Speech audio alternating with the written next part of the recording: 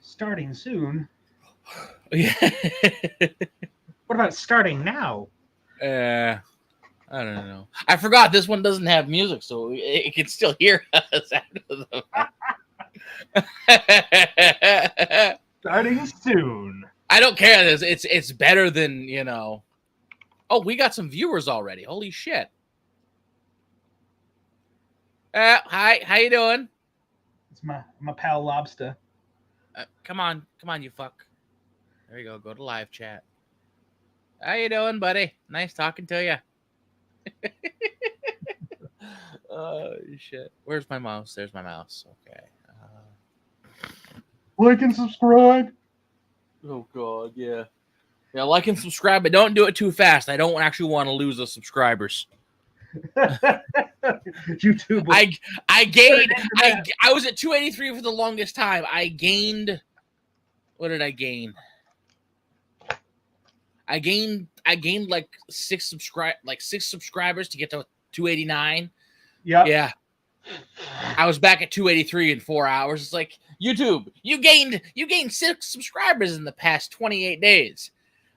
Still at 283. Where are they, YouTube?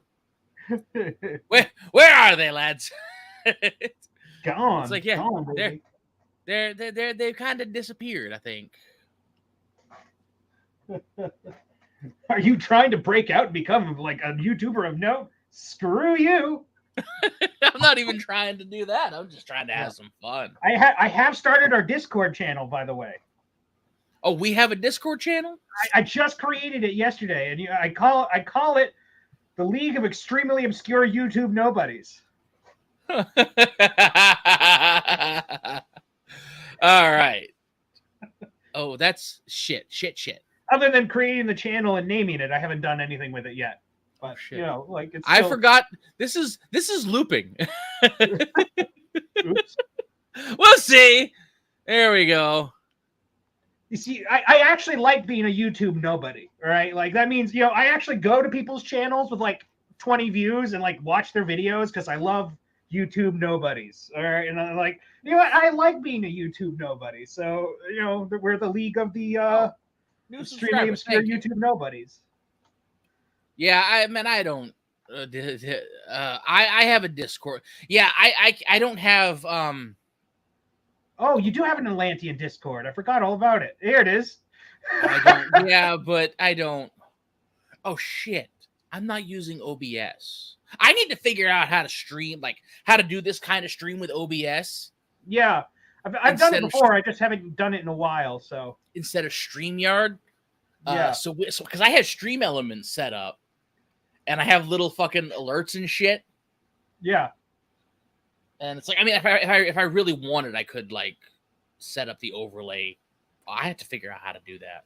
Yeah. Like how to, not how to, huh? What I'd like to do is, I don't know if I'm coming down next week or the coming week, the week after that. I have to figure that out. But what I'd like to do is the Genesis Girl Game stream. So maybe we can figure it out by then.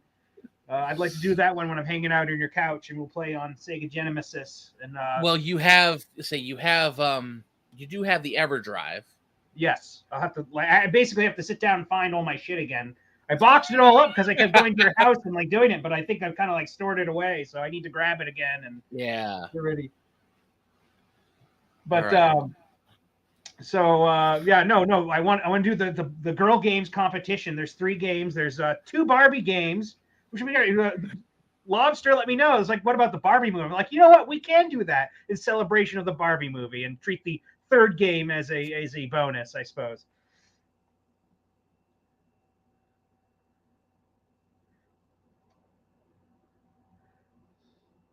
Are you tweeting out? Yeah. I was like, keep talking. I'm listening, bud. Yeah, no. So like, there's three in particular girly games on the Sega Genesis of note, and there's 2 Barbie games. All right, hang on a second. We still need to. We forgot to do the title. Can we do the title? Do the title. All right, let's do the title really quick, and then I'll let you keep talking.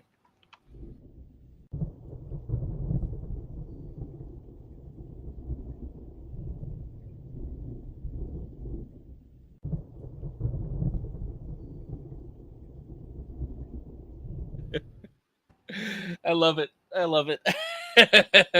Anyway, keep talking. I could swear there's 2 Barbie games. There's Barbie Supermodel.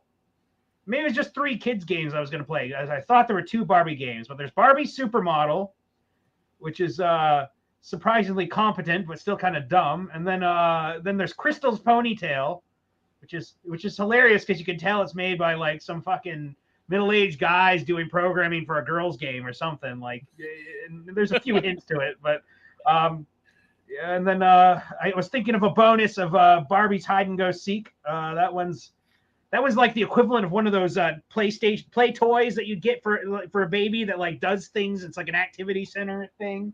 It's the Sega Genesis equivalent of that. So there's no way to mess up. The only failure condition I could say is like if you walk to the goal and you haven't collected any of the items or found any of the kids who are hiding, Barney just kind of comes on screen, looks at you for a second, and then walks away without saying anything. So. Oh, Barney's hide and seek. I thought you said Barbie's hide and seek. I'm like, Barbie didn't have a hide and seek game, did they? It was definitely Barney.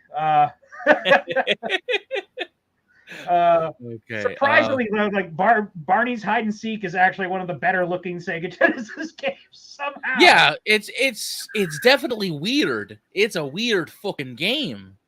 Like, I think Sega themselves published it, and like they were trying to push it as a kid's thing, so that's probably why it looks so good instead of a piece of shit. But it's definitely an interesting story in that. But yeah, I if you pass with 0, Barney comes to the screen, looks at you, and walks off, which is just like, kid, I don't know. Don't know about you. I don't know. It's one of those things. I can't stand to look at you. I'm out of here. All right. How many? Okay. Did I sent a link out? Okay, I sent a link out to. Okay. I don't know if they'll take it or not, if they'll even see it, but there's 3 other people at least. Hopefully they'll. Nice. Get a crowd in here. Yeah, shit. Man. But yeah, the Barbie movie's coming out, so that'd be a celebration. And I could swear there were 2 Barbie games on Sega Genesis. Well, we can do a quick look, man. We can do a quick look. Okay, I sent them the link. All right. Yeah, back in. I gotta show you something. I gotta show you something right here. Oh, yeah. Okay. Yeah. It's Barbie Supermodel and Barbie Vacation Adventure.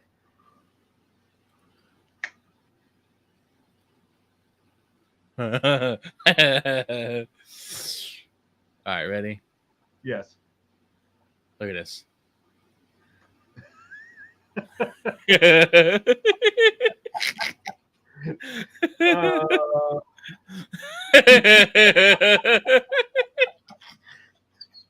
Oh my god! All right.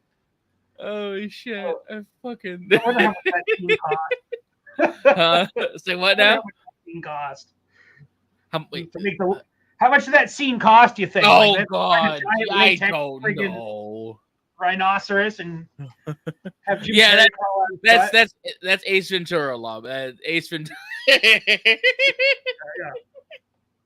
Yeah, that's Ace Ventura. What's the second movie? It's the second Ace Ventura movies. When nature calls. Yeah, there we go.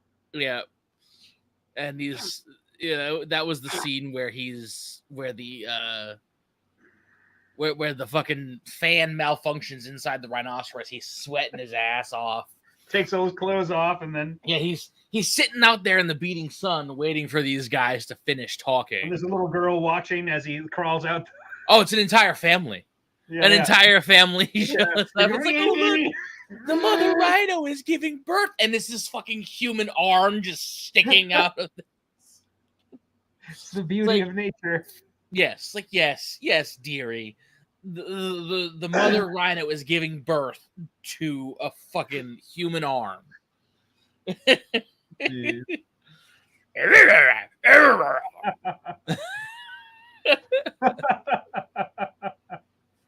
I don't care much for the second movie, but by God, that fucking scene is great. Yeah. Oh man, what happened to the '90s, man? Well, the '90s wasn't really that great. But... No.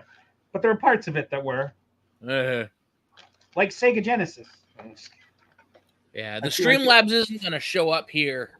Isn't going to show up on the stream, but it's in the YouTube. So just a heads up there, buddy. What is? Oh, he's typing in. He's activating the Streamlabs. Oh, okay. Yeah, the Streamlabs stream elements. But yeah, we're on StreamYard, so I don't have. It's not going to show. That's why I wanted to figure out how to use OBS to stream, because I had the stream elements. I'm explaining to him. I have the stream elements set up in OBS, so all of those little commands actually set it off and everything. But I can't do it. Lobster's asking if we're on Twitch. On Kick, no. Yeah, we're not on Kick or Twitch at the moment. I do not have the processing power to run on Twitch. It, for some reason, it doesn't like my setup. It doesn't like my fucking internet. Nothing. It never liked it. Yeah. Well, out in Milford, it's really hard to get internet, from what I understand. Even in Old Town, it's not hard to get internet out here if you're on the main road. Yeah. Well, but you're in some of those back roads, man. Those are pretty far out. Yeah, I'm in the So, not on the main road, but even it's just it never liked Twitch. Never liked my stuff. I could never really get it to. I just upgraded my internet to having 1 gig up and 1 gig down, so I've got awesome upload now. So that's working out pretty good. Wow. So y'all are welcome to come in. I don't think anyone's gonna see it. Where do you on the Twitter blacklist? No, I'm not on the Twitter blacklist. I'm just sending the link out to people that I know. And it's sudden. It's like, okay, here you are.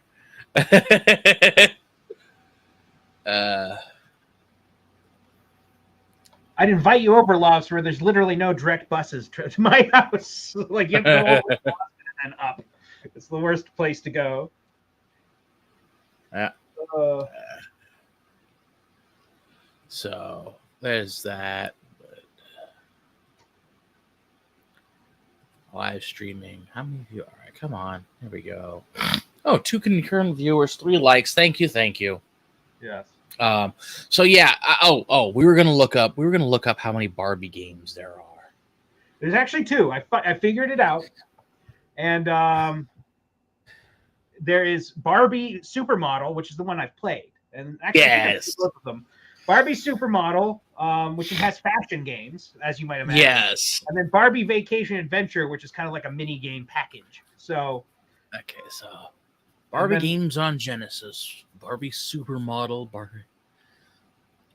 Does the Sega Genesis have games on it? Yeah. Does it have games? Yeah, Barbie Vacation Adventure. I can't even remember if she goes to specific locations. I remember there's a beach, and I don't think she goes to Paris or something, but I'm not sure. It's been a while. Secret Agent Barbie. Good Lord. Secret Agent Barbie, I think that was a later game on Game Boy Advance. Was it really? I think so. Oh my God. I'm not entirely sure. I know there's a Secret Agent Barbie game. I'm pretty sure I saw a YouTube video on it, but it's been so long. It's wasn't it? I could be confusing it with the Mary Kate and Ashley games too. There was a Secret Agent Mary Kate and Ashley game at some point. Yeah, that might have been it. Anybody remembers who those people are? You see them now, they look like the Martians from Mars Attacks. Holy shit, what the hell is that thing? The Olsen twins. Take us to your leader. Hold on. All right, do you want to start the Sacred Cow Slaughter? Do we have any Sacred Cow to slaughter? The new Zelda game. I guess you haven't played it, though. I haven't played it, no. All right, well, I can Sacred Cow Slaughter it, and we can talk about Nintendo fans taking inches. Okay, hold on a second. Okay, Mary Kate and Ashley. Olsen. Old Soul? What the fuck is Old Soul? Yeah, there are no Olsen Twins games on the Sega Genesis. It was a little bit before they got popular. They got popular, what, 97, 98? When I say got popular, they started getting pushed by the media. By the whatever. Oh, God. There was a fucking... Oh, God. There was a fucking picture of Mary-Kate and Ashley that I saw, and it was talking about... It's like the Martian ambassador joke. Yeah.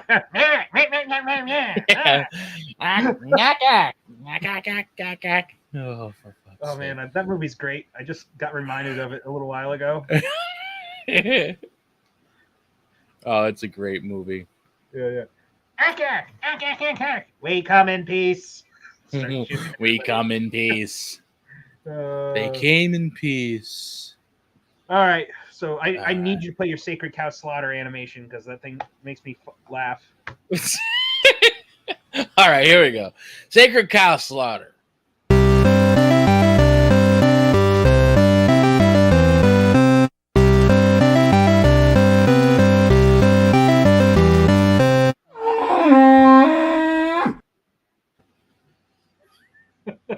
There we go. Oh, I love it. So I did. Yes, I beat the new Zelda game. Now you might be looking at YouTube reviews and other things, and that other people saw the second coming of Jesus, but I can tell you that Jesus has stayed in heaven just for a little bit longer at least. This is definitely not the game for calling down that kind of word, but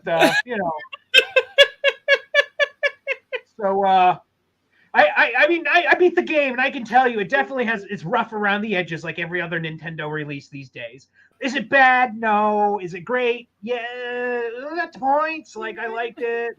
The story can't decide whether Link and Zelda are like a thing or not for some reason. Like kids wouldn't be able to handle. Oh my God, two people love each other.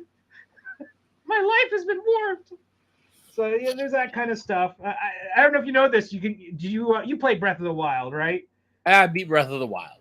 Yeah. Did you buy Link's house and clean that up and everything? All right. Say that again. Did you do the Link's house side quest where you have Bolson build your house and add things to it and stuff like that? Yes, I did. Well, if you go there in the new game, it's Zelda's house.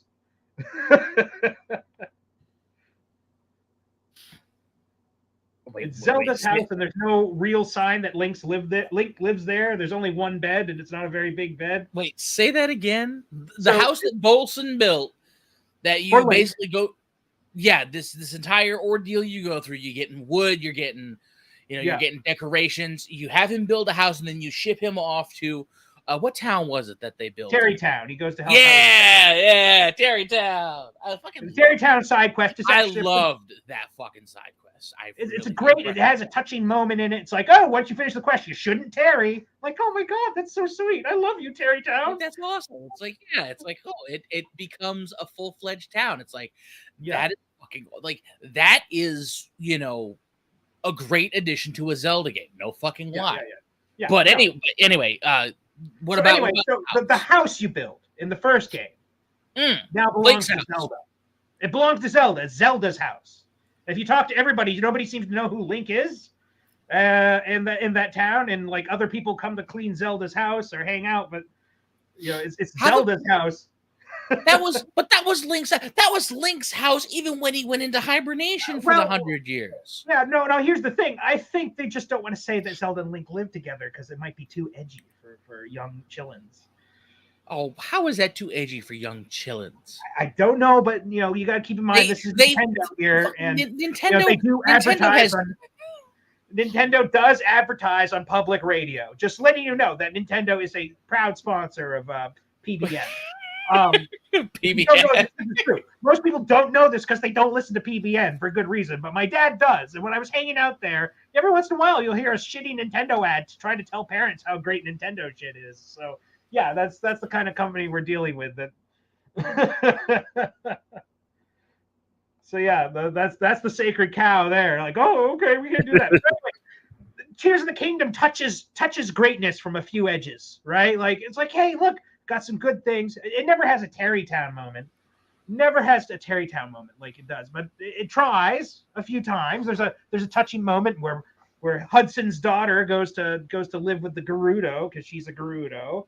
Oh God, oh, we're still talking about Tears of the Kingdom. Yes. So anyway, and then there's just other glaring glitches, like when you start unlocking some of the characters that hang out with you, or at least their shadows that hang out with you, they'll fight with you and stuff. You can accidentally activate them by hitting the A button, and it's a Zelda game. It's like Breath of the Wild, so you're gonna be hitting the A button all the time when you're looting shit. So you'll be looting shit, and you'll trigger one of the guys, and you'll blow all the shit you just spent your weapons collecting away. It was like BAM! And there goes your super valuable weapon attachments flying off the edge where you can't collect them anymore. What about weren't the Guardian? Oh God, what the fuck were they? Were they? I just recently completed the game. Were they called Guardians? Yeah, the Guardians. Breath of the Wild. They were called the Guard. The people Guardian? The people that helped you, that you saved from the. I just want to acknowledge the memes of destruction and Fat Steven have joined the chat. Thanks, guys. Yeah. How you doing? wave to Jester. Yes. Hi. How you doing? I forgot to tell everybody on stream that I'm representing the booby community tonight. So, you know, the only thing that would make that better is if you had a couple of pictures of great tits. Oh, I don't like the actual. I'm not going to spoil the joke, but I will find you the image. I will send it to you. Oh, God. Come on. Let me see.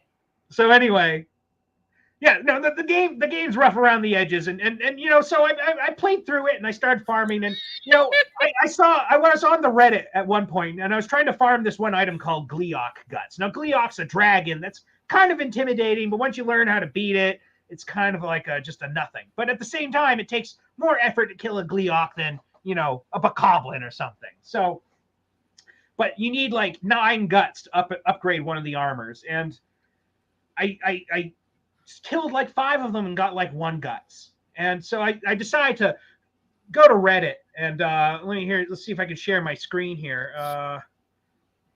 As long as it ain't anything. Screen 2. No, that's screen. Yeah, it's right. under now.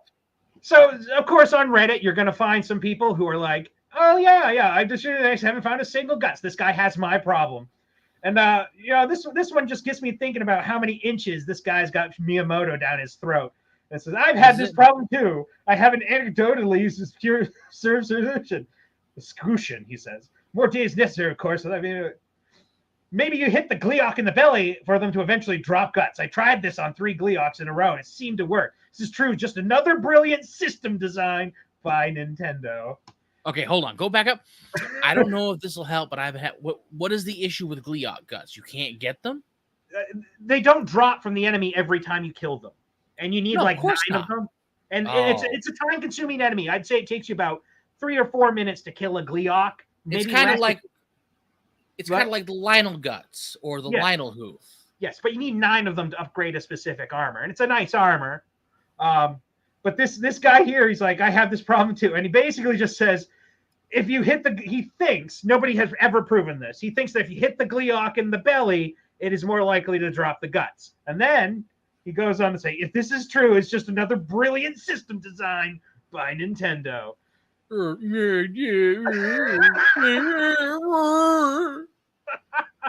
many inches? How many inches? Do you think he's choking? And whatever it is, it's so far down his throat, it's coming out his rectum at this point. His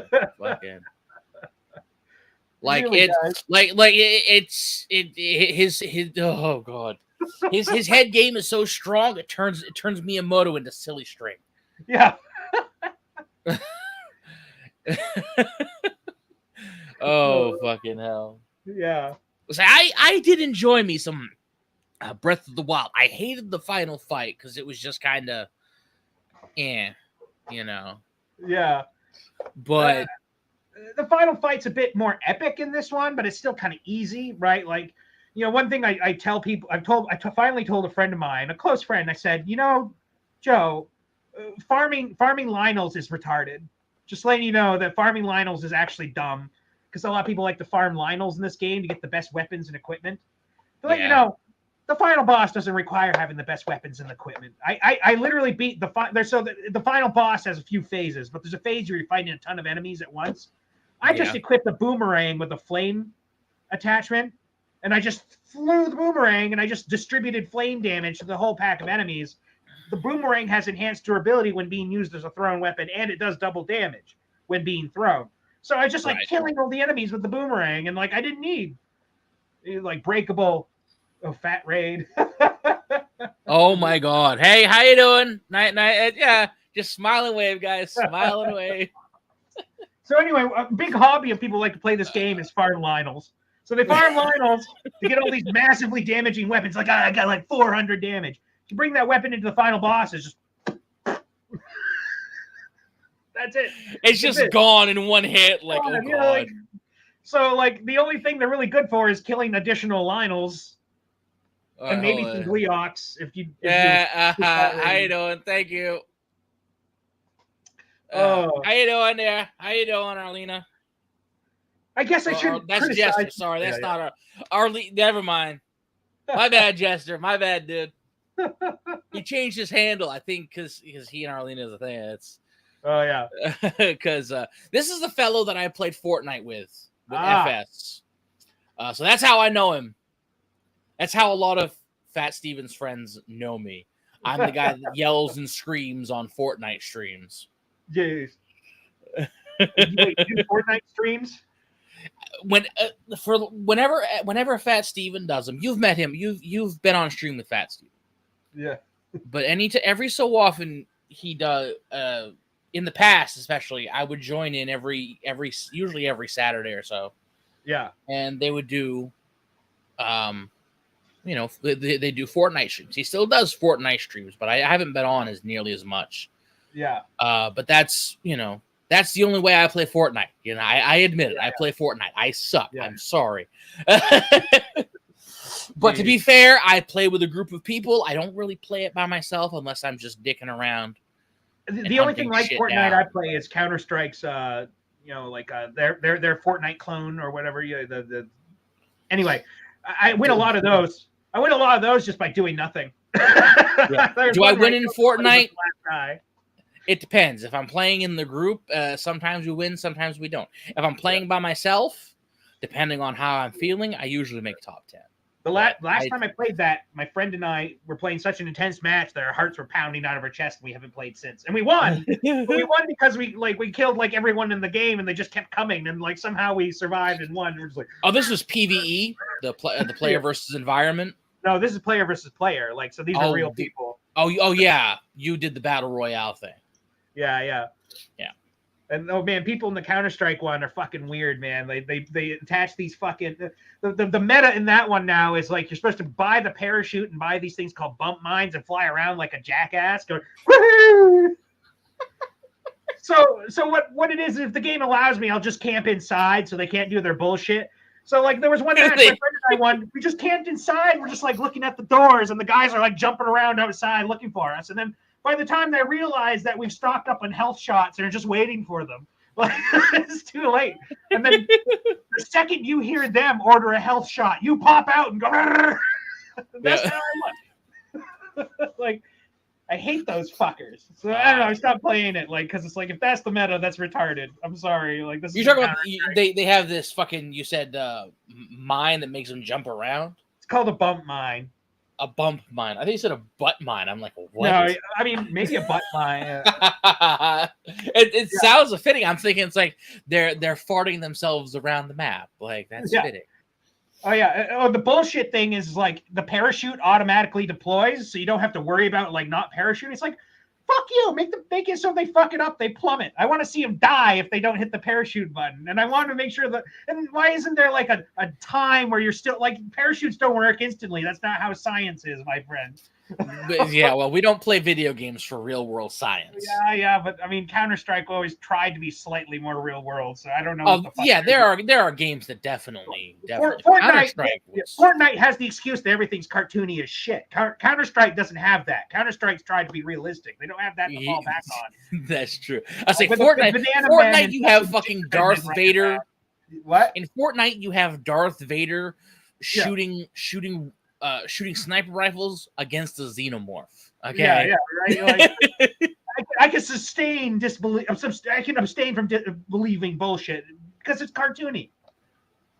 Anyway, yeah, that's Counter-Strike's thing, and I do enjoy the mode, but it's like I don't know, it's kind of get when it's not really Counter-Strike anymore. You just don't want to play it. Yeah. But bro, anyway, to conclude on Legend of Zelda, I just want to say 7.5 out of 10. Nintendo fans, you know, the worship a turd put out by Shigeru Miyamoto if he did so, if he really wanted to.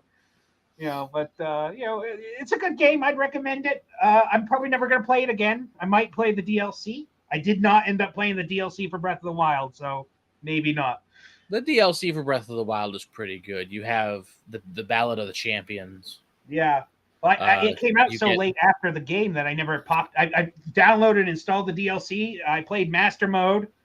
There was a Lionel on the starting area, and I'm like, okay, so basically I just have to stealth buy everything. Okay, fuck this. Yeah, Master Mode. Here's a Lionel, motherfucker. Like, you're not joking. It's hard to stealth buy a Lionel. It's just annoying and drags the game. So it's like, well, if that's the only difficulty they've added, then I don't care. Yeah. I mean, you just imagine, though. It's like Master Mode and other games, they don't start off with something like that, but Breath of the Wild, you want to play Master Mode? Here's a Lionel. That's fucking hysterical. I'm sorry. That is funny.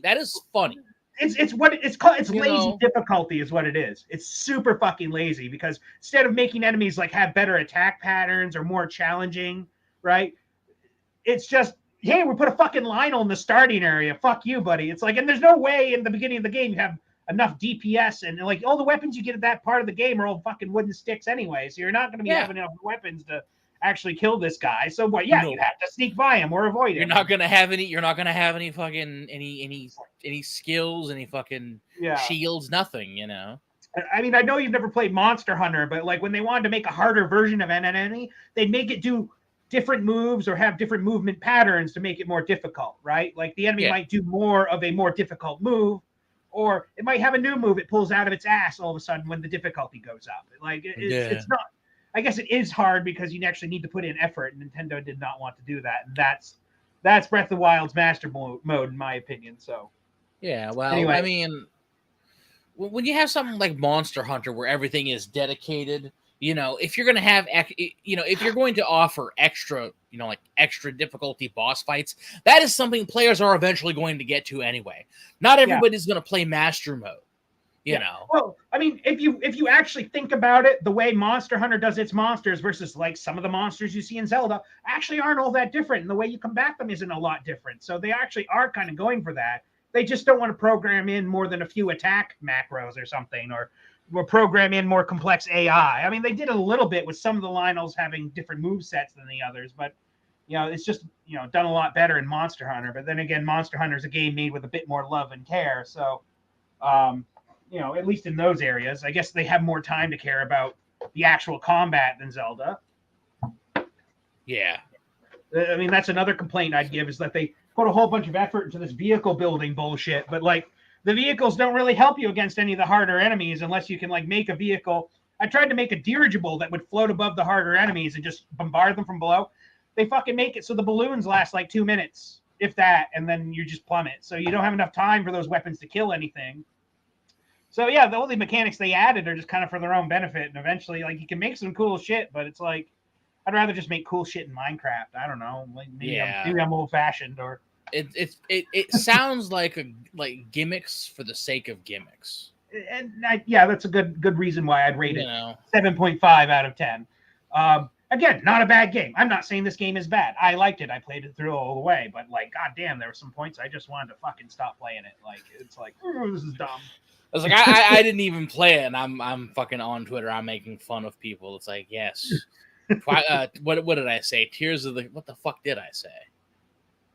What did I say? Tears of the Kingdom. Sacred cow slaughtering it. No, I don't remember what the fuck I said. Oh Jesus, did I tag it?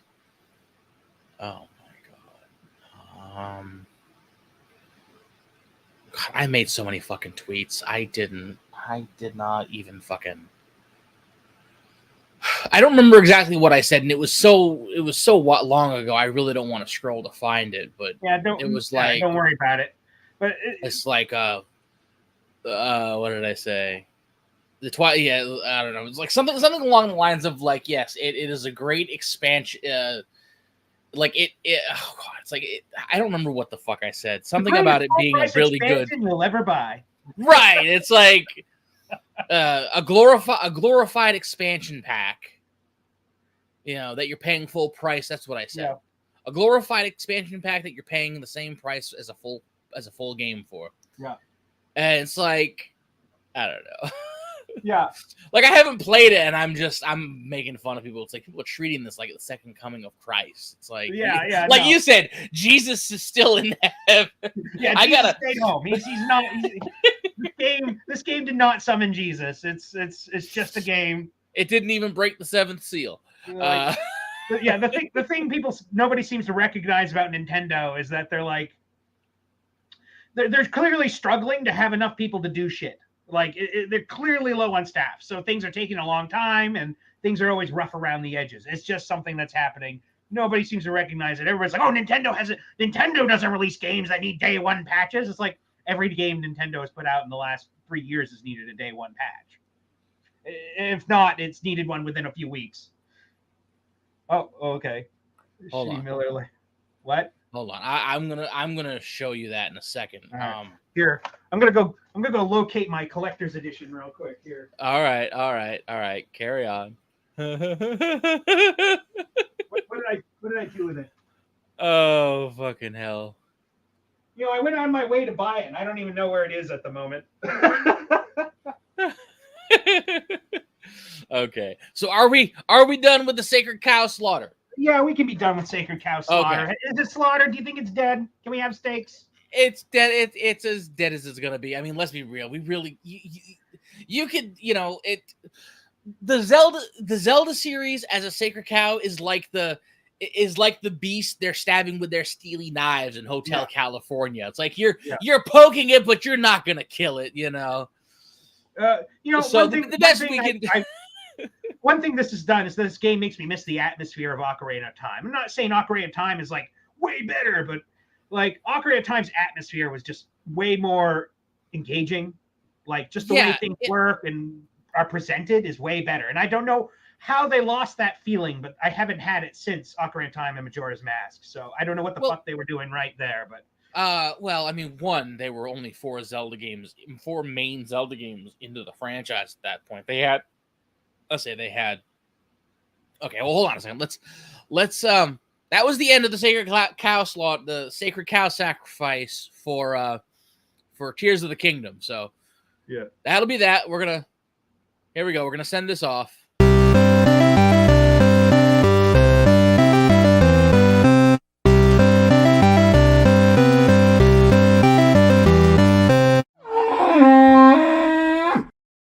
So there's a problem with the outro, Lane. The cow's alive. Oh, there's no outro for the sacred cow slaughter. It's just the same clip.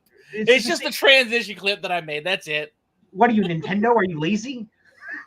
I didn't think of ever using it. It was just a transition, you know? That's all I was thinking, you know? It's like, jeez. Oh, goodness. But, I think the other thing we wanted to do is gush about how awesome Mortal Kombat is. I think that's the other thing we have on docket. But no, you're talking about the aesthetics of Ocarina of Time. Oh, we can do that. I just wanted to end the sacred cow slaughter, you know, end that segment, so because we were done talking about Tears of the Kingdom. Okay. You know. All right. And then carry on about the Ocarina of Time thing. Because Ocarina of Time, I say, what was it? There was Zelda 1, obviously, you know, Zelda 1, 85, 87 in the US. Zelda 2,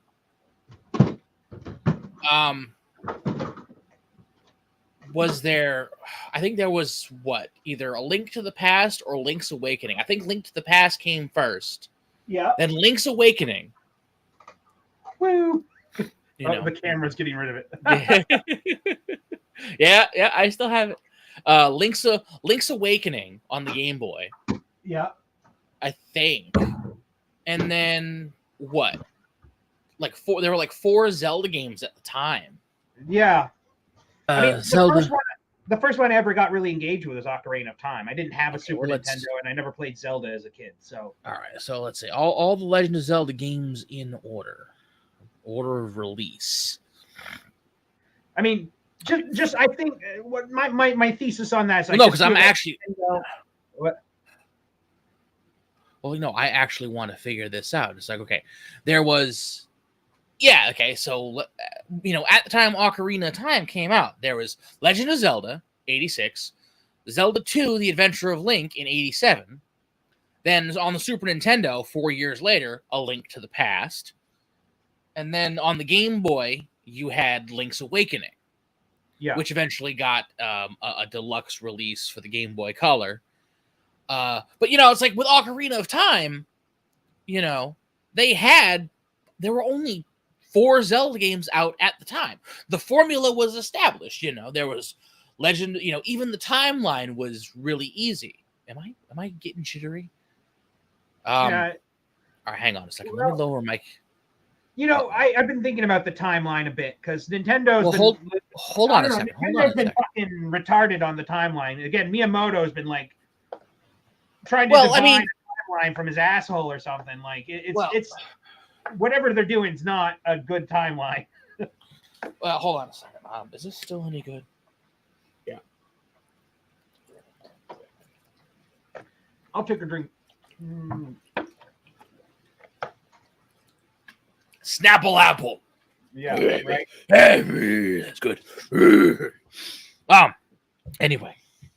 That's the grunt of goodness. That's the grunt of greatness. Anything something good, you have to grunt. Okay. But no, anyway, I mean, I'm not going to talk about the fucking Zelda timeline. We are not having that conversation. Maybe better off just abandoning any idea of a timeline at this point. But it's fucking retarded.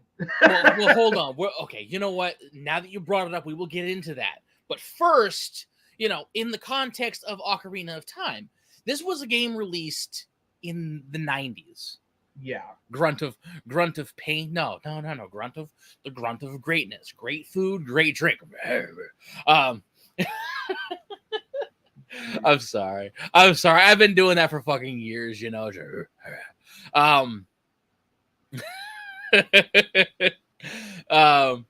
So anyway, yeah. I'm sorry, I'm getting sidetracked. Ocarina, we were 4 games deep.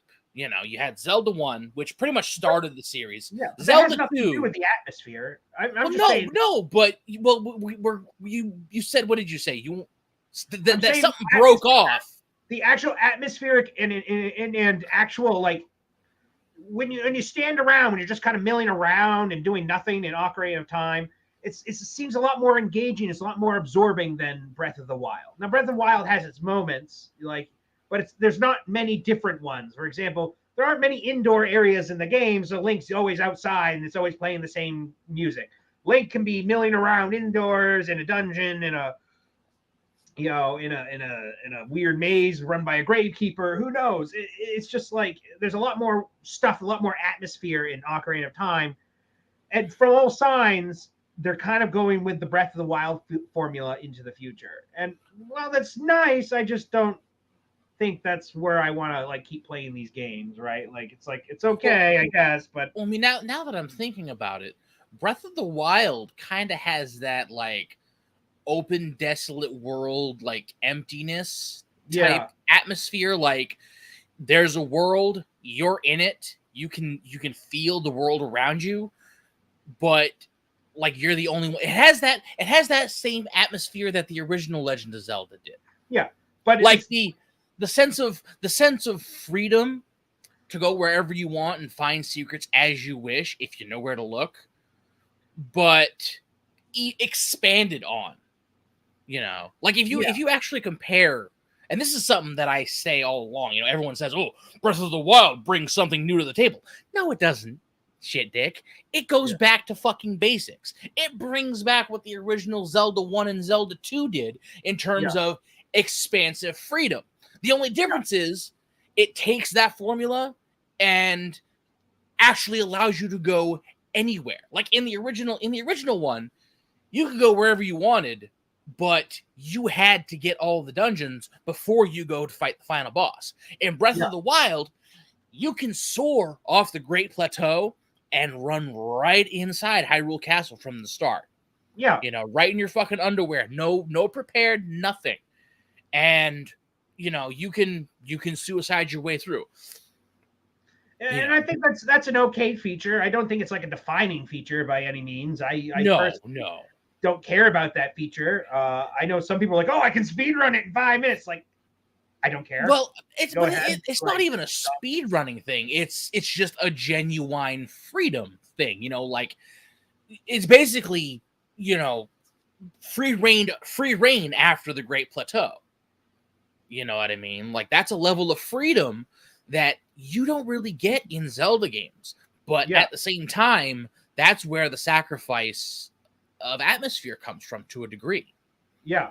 And even I noticed that it's like it feels amazing. It's open. It feels like, you know, it feels like the complete realization of the way Zelda started, but there's no real atmosphere to it. No. It's like you get the you know, but when you go to like what the hell, the Zora City or you know, Goron City or the Gerudo, I'm gonna stop sharing the screen really quick.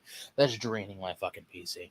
But you know, when you go to Civilization, you kind of get that atmosphere. You kind of get like, okay, these people are alive. This feels like a living, breathing town.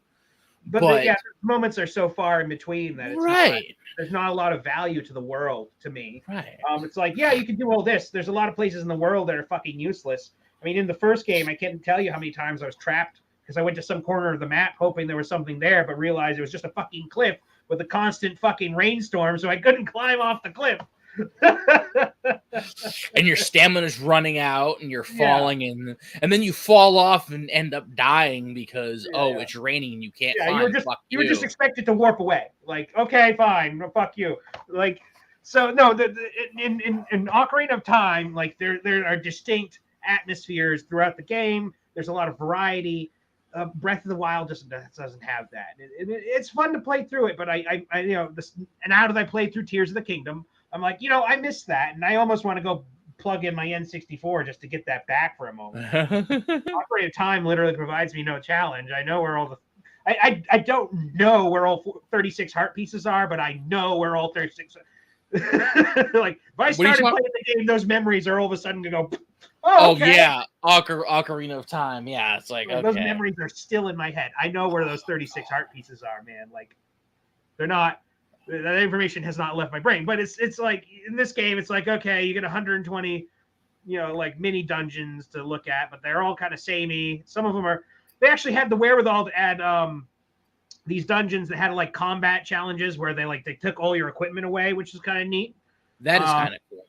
Yeah, like that's kind of like a consistent challenge rather than just like, hey, I walked in with 70 Lionel weapons. Screw you. Yeah, I'm carrying high powered ancient arrows. You're not gonna boom headshot. I fucking love the ancient arrows though. I'm not gonna. They made the ancient arrows harder to get by a lot. You can still get them, and they're still just as useful, but you don't get them in the same quantities. And the game has like an attachment mechanic, so it's like actually called an ancient blade, and you have to attach the ancient blade to an arrow, and then it's a gimmick, Yeah. I mean, granted, the crafting system is just so over fucking saturated in modern games, but in Zelda, I will say in Zelda, that's a place you would expect it. Yeah, because it's a fantasy world, it lends itself to that sort of thing. Yeah. Like you can, especially they started in Wind Waker. Actually, you remember Wind Waker? Have you played Wind Waker? You've never played Wind Waker. I was hoping they'd re-release it on Switch, and they haven't done that yet. So. Well, do you have a Wii U? No, I need to buy a Wii U. Well, no, I think they closed the Wii U shop, so but you can still buy the hard copies. But yeah, Wii U games are well. I don't think Wind Waker HD was ever released as a hard copy. Really? I don't think so. We could check, but I know. But Wind Waker HD is a good way to play.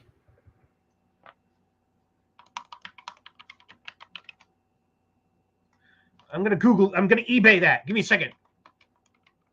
Maybe it did. Maybe it did get a physical copy.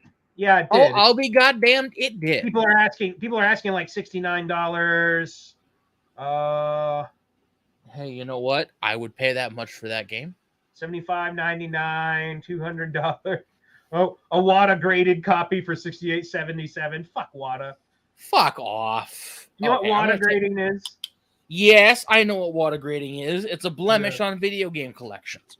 I'm going to show you something. Collect shit. I don't know. I'm going to show you something. Hold on. Stop you yapping. I'm going to show you something fucking cool that I got. Okay, I'm going to put my glasses back on because the screen actually really is bright. It serves a purpose. It really does. Yeah. I should get my own. It does look cool, but it does serve a purpose too when you're doing it. Because on OBS, I could turn my camera gray. On OBS, I can't do that. I mean, on StreamYard, I can't do that. Yeah. I picked this up. That's nice.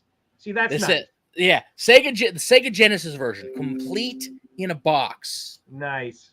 Like complete in the box with the manual. Here. Do you want to know what's getting bullshit though? So I collect computer parts these days. Hold on. Yeah, you've been collecting computer parts since like 2019, dude. That's what you've been doing. Well, it was more after video game hobbies became retarded and toxic, like WATA grading bullshit. I'm like, I'm going to move on to something that's a bit less toxic. So I started collecting computer components. I got this nice Intel Pentium Overdrive processor for $85. So this was sealed in the package. I do plan on opening it someday. I actually have two. You didn't show me this one yet. Do you realize how every time we have a stream, we always start talking about you've gone into collecting computer parts. It's like, yes, we've had this conversation before, but then you show me something that I haven't seen that you've had. That's like, this is fucking worth it. It's like, okay, I wasn't expecting this. So this was an upgrade processor you would shove in your computer from like 93 to like, actually this will work on certain computers from 89 to like 94. It upgrades it to a Pentium. People are starting to get WATA style grading shit for these things. Are you fucking real? I am for fucking real, and it's fucking retarded, right? And it's just like it's engendering a whole new breed of toxic collectors, and it's fucking ridiculous. It's like, yes, this is kind of nice. I actually like to have this as a display item. It goes with my collection, right? And someday maybe I'll open it, maybe I won't. I have two of them, so one of them is going to get opened at some point. But like, yeah, people are starting to WATA grade, or not WATA. It's a different company. Maybe it's the same company with a different name. I would assume that's what it is, but they've gotten into this now too. So they'll find shit like this, and then they'll give it a grade, and like people will auction it. It's like, what is the point of WATA? I know what it is, but what is the actual point of WATA grading something? Usually, it's money other than raising the price. Raising the price and giving a way for rich people to launder money. Okay, yes, but I mean, okay. Aside from, what we suspect it to be, like, what is the legitimate purpose of WATA grading? Like, I don't know. Like, I know what it is, but I don't understand what the point is. It's not like you're grading baseball cards or something that's genuinely. I'm not gonna say genuinely rare, because there are games that are genuinely rare. Yeah. But I mean, like baseball cards are something you expect to be collected. You expect them to be in mint condition. Yeah. Same with certain Pokemon cards and everything. Yeah. You expect some level of care by a certain number of collectors, even if not all of them do it. Yeah. What the fuck kind of collectors are collecting video games to be WATA graded? I'd assume the toxic and shitty ones. No, but I mean, like, I don't know the purpose of it. I have no idea what the purpose is to be, other than the negative effects that it's already having. I don't understand the purpose of water grading. Like, what is it for? It gives it a nice box. It gets an authority board, kind of like some sort of board with some minor amount of bullshit authority to say this game is in this quality, and like, you know, like if somebody else gets another thing water graded, it's like 1 point below yours is better, and therefore should be worth more or something. And again, all value is subjective, right? Like, it's what you can get from it, you know. Yeah. But how does that lead to a game like Mario Brothers being worth $13,000? It was millions. They sold that one for millions. How? It's just a regular It's just a regular. That's why fucking money laundering's involved. I mean, this isn't like some holy grail of video gaming, like the Nintendo World Championship, or, you know, like the gold cards, or anything like that. Do you know how much a copy of Pokemon Red goes for these days? About $200, depending on where you check. No, not that much, but well, I did say depending on where you check. I've seen it go for about 140. Like, if you look on Lukey Games, you're going to be paying a stupid amount of money. Yeah. You know. Yeah. Like, Lukey Games is good for low end shit, but if you want something decent, it's overpriced. It's worse than DK Oldies. Yeah. Oh, and the other thing is that what's nice is that the counterfeits have moved in. So, what do you mean the counterfeits have moved in?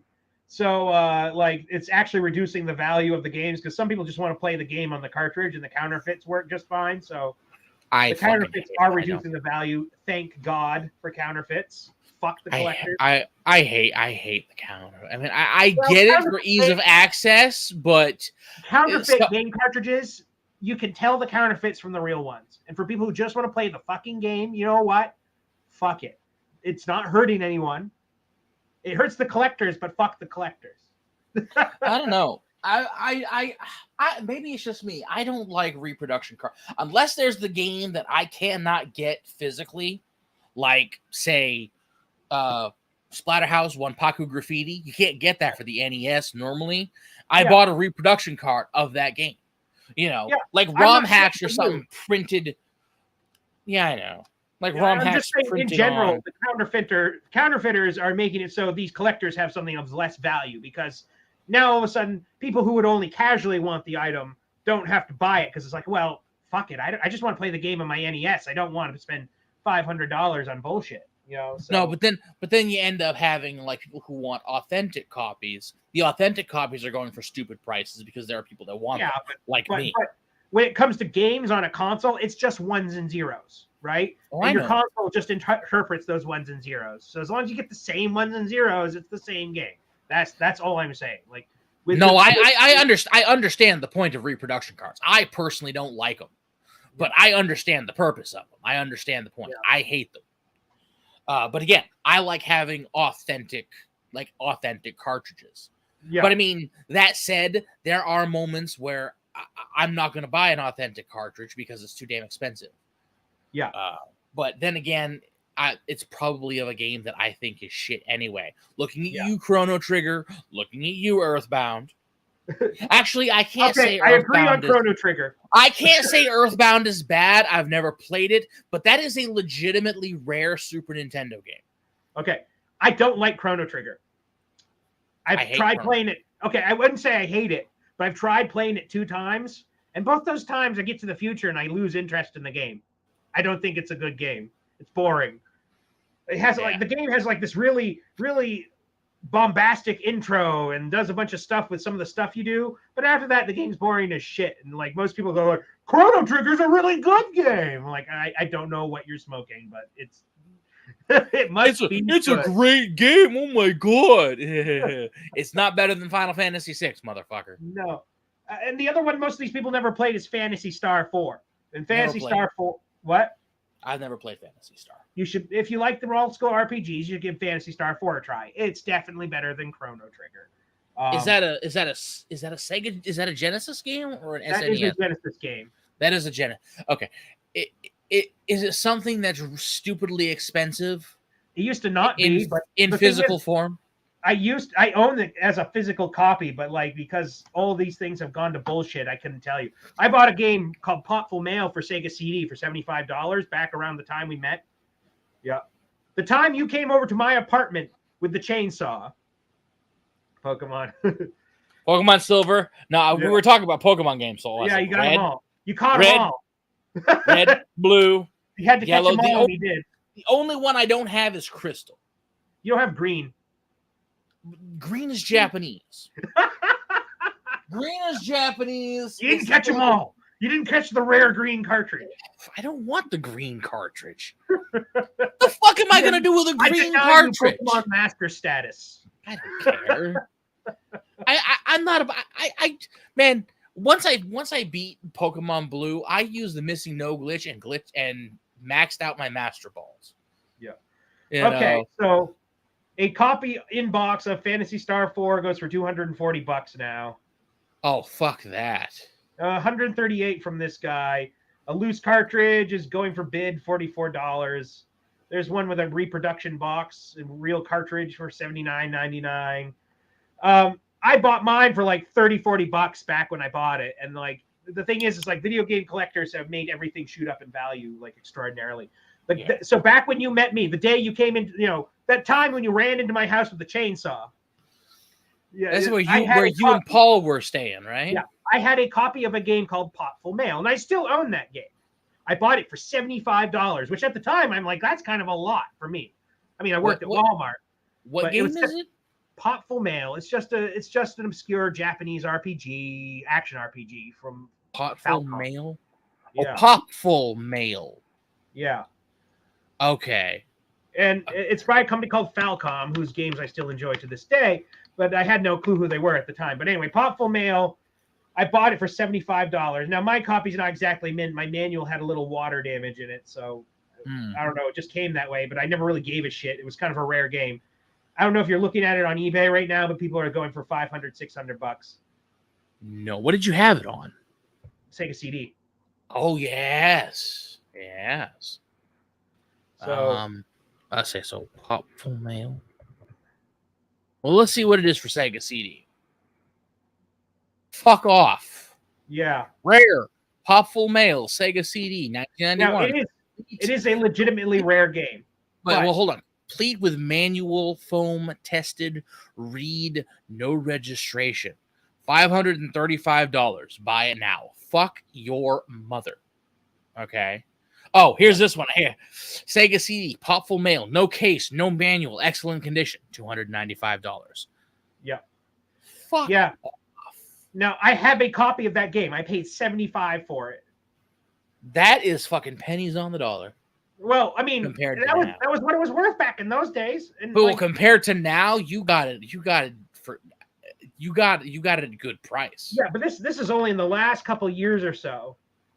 Like the game Ristar for Sega Genesis.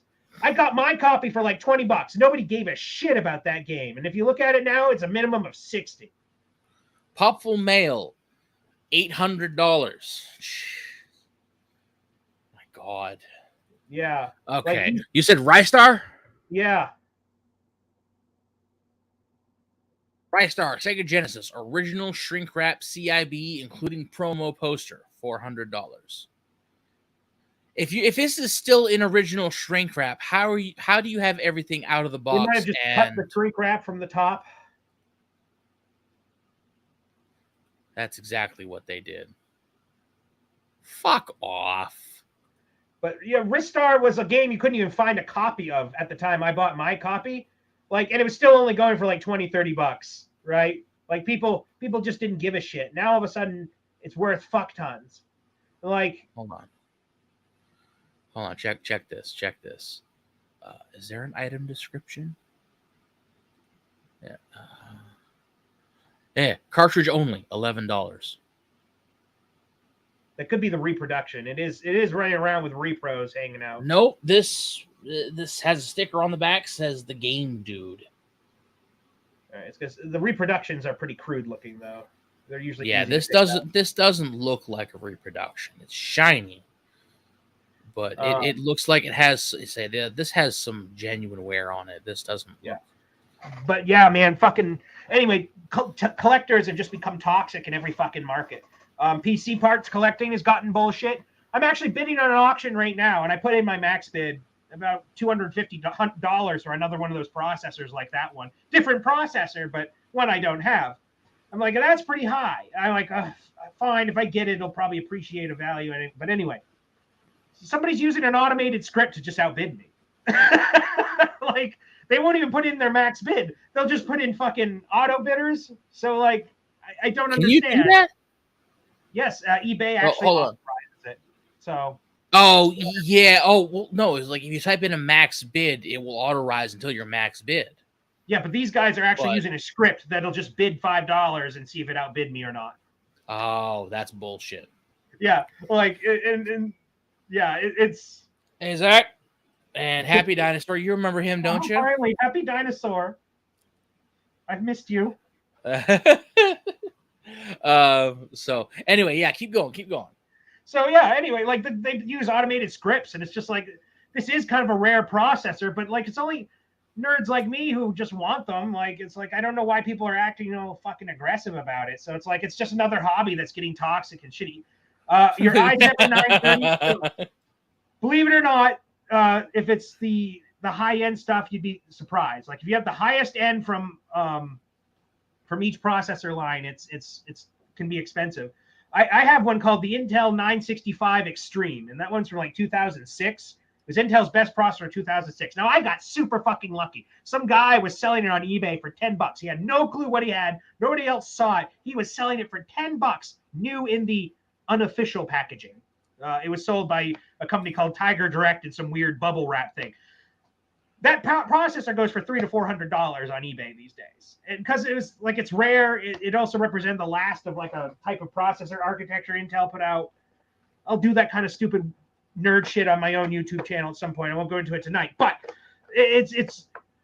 but for some reason people are like gouging like $500 for those fucking things, and it's not worth $500, even if you're just like trying to experiment and stuff. Like, and I took that one that was unsealed, or that was unsealed. It was sealed in its package, and I opened it, and I said, "Fuck it," because I want to use it. Like, I'm not buying this. The one you bought? Yeah, it wasn't in an official Intel packaging, but even if it was, I probably would have still opened it because I wanted to play with it. And it's actually in one of my computers over here. Y'all go grab it real quick because it looks cool as shit. This is what we did. We got Tristan. We got him on a fucking. Got Tristan on a fucking on a tirade. Now he's talking about his computer collection. This is what he does. This is what happens every stream, and it's not the worst thing in the world. It's the funniest thing because, like I said earlier, he always goes on this tangent, but then he always pulls something out that he's never showed me before. Hold on, you got that? That thing's blacking it out, dude. You got the. What is that? This is the Pentium Extreme motherboard with the Pentium D965 Extreme processor. I've kind of blue themed everything. I've given it a pair of graphics cards. All right, hold on. Say that again. The Pentium what? This is the Pentium D965 Extreme processor under this thing here with the official fan, the official motherboard, a pair of GeForce graphics cards. So this would be like the fucking classic Tristan. Yeah. Yeah. This is the fucking nerdiest hobby, I swear, but I love this shit. Anyway, this thing is probably the best one of the best computers you could have had in 2006. If you had this kind of computer, you would be a fucking rich person for sure. But does it run Dungeon Siege 2? I think it would. I've had I do have Windows 10 on here. It does run Windows 10. Oh, it runs Windows 10. No, because Windows 10 doesn't like Dungeon Siege 2. Okay, well, you could run an older Windows. I just put 10 on there. Yeah. These are because I have Dungeon Siege 2 from Steam. I bought it for like $3 or $4. Yeah. These are GeForce 8800s. These are way old. These are from like 2006 as well. I try to keep everything period. So hang on. Does it run Crysis? Yes, this runs Crysis. Does it really? Crysis, because Crysis is from this time period. Oh, that's right. It is. Crysis came out early 2000s. I forgot about that. Yeah, 2005, 2006, which is this time period. Does it run it at full specs? I haven't. That's again. I need to start my YouTube channel and do this shit. But yes, so I was actually I saw a function board with a pen. believe it or not, your old computer shit can be worth stuff, right? You got to look into it, but I don't know. I just play with it. And some of the stuff I have is rare and some of it isn't, but it's mostly just about having some of the stuff from different eras. But yeah, this represents about the best Intel platform you can get from 2006. It's a bit harder to get the AMD parts. AMD was better at the time, but I can't find those parts. So, and then I didn't get fucking lucky and got the super snifty processor. So,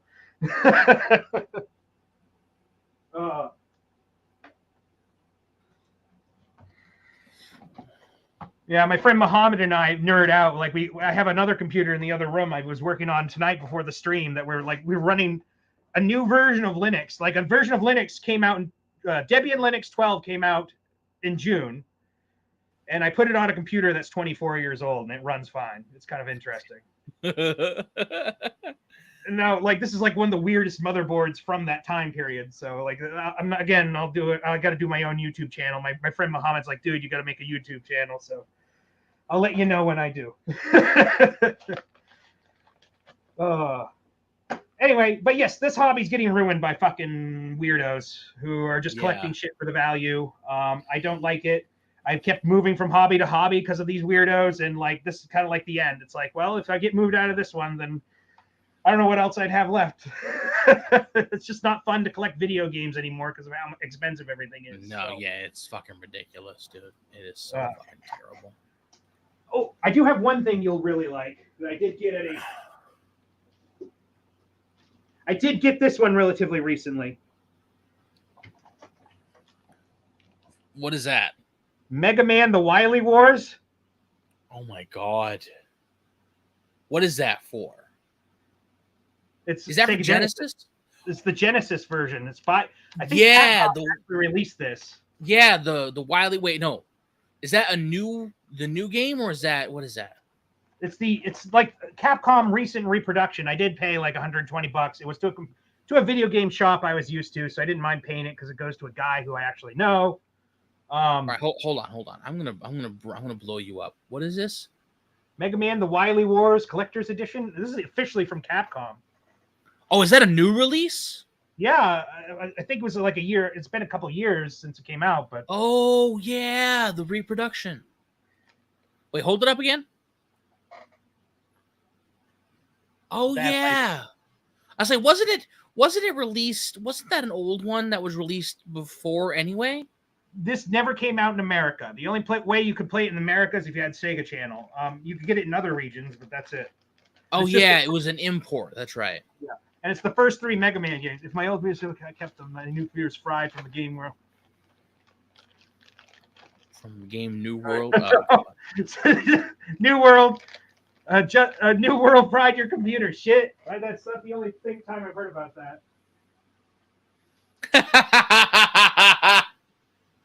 I could be a furry. Yeah. When are you going to start a new YouTube channel? You could be a furry. I mean, what kind of furry do you see from fucking New Hampshire? He'll be a crab. Yeah, I was gonna say, could I be a crab furry, or crabs and crustaceans? You could be a bucket of crabs. I'll be a fucking bucket of lobster.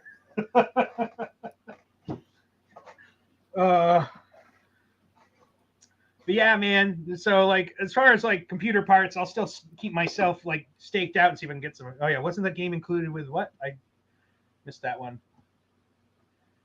Yeah, I don't know. I don't know what that game included was. Flack in the furry. He was asking. Get flack in the furry community. What? Poor foxes. Oh wait, what? Do I know Green Arrow? I don't know. Do we? He seems to know my name. Well, I did mention your name. Oh, okay. God. I'm sorry, dude. I feel like I should know him. I've seen him before, and I have. I'm sorry, dude. I feel like I said. I feel like I should know him, and I can't trying remember. To figure out who he is. Yeah. Yeah. I'm sorry. It's nothing personal. I know you've been here before. Is it? Could be. Oh, Walmart. Oh, it's Jeremy. It's Jeremy. Yes, there we go. I was like, I'm could sorry, tell by the dude. light. It's like, Jeremy's into the traffic lights. There we go. That's right. Yeah, How you doing? Jeremy. Oh my Jeremy's God. got a cool collection too. Like I said, I'm sorry, dude. I know, like, it's like, oh my God, yes, it's like, yes, we know him. Yes, this is the same one. The one who worked. Yeah. I'm sorry, man. Like I said, it's one of those things. Like, I haven't seen him around in the longest time. So yeah, no, I've been trying to meet up with him, but he always has to work late when I'm around. So yeah. It's hard for me to meet up with a lot of people. Are you a furry green? No, he's not a furry. Yeah. I'm pretty sure Jeremy's disdain for furries is up there with everyone else's. It's probably higher than ours.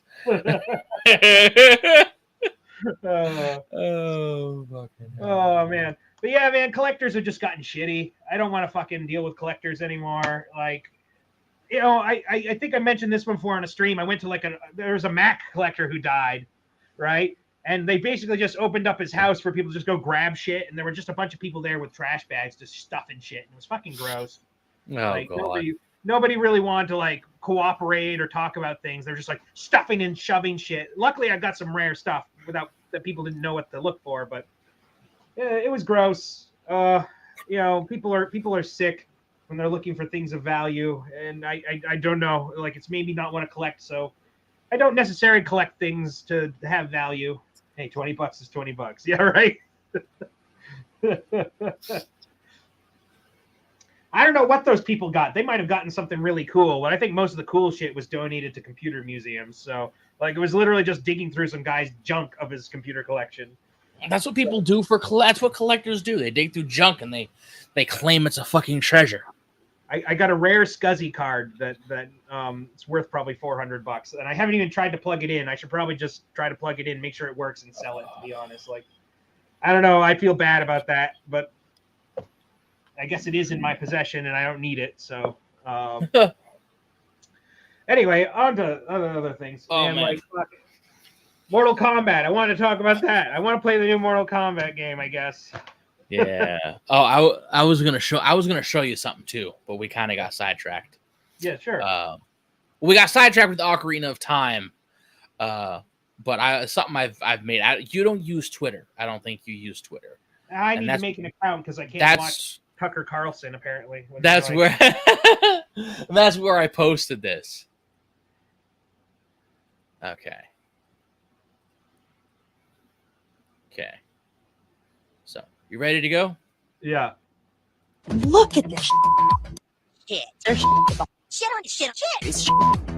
Shit on shit. All this shit and buying it back. Shit. To good shit. Shit. Good shit. Shit. First, we turn the bad shit into compost. Shit after shit. You know, what I don't get about that is that old magazine paper doesn't make good compost because it's covered in shitty inks. That good shit. Oh, really good shit. Shitter. But there's definitely more shit out there. And shit. The shit you say. Send any shit you got into Miller Lite. And shit. Shit TV. Shit. And they'll turn that into good shit too. Interesting shit too. Shit. I mean, you'd probably get shit.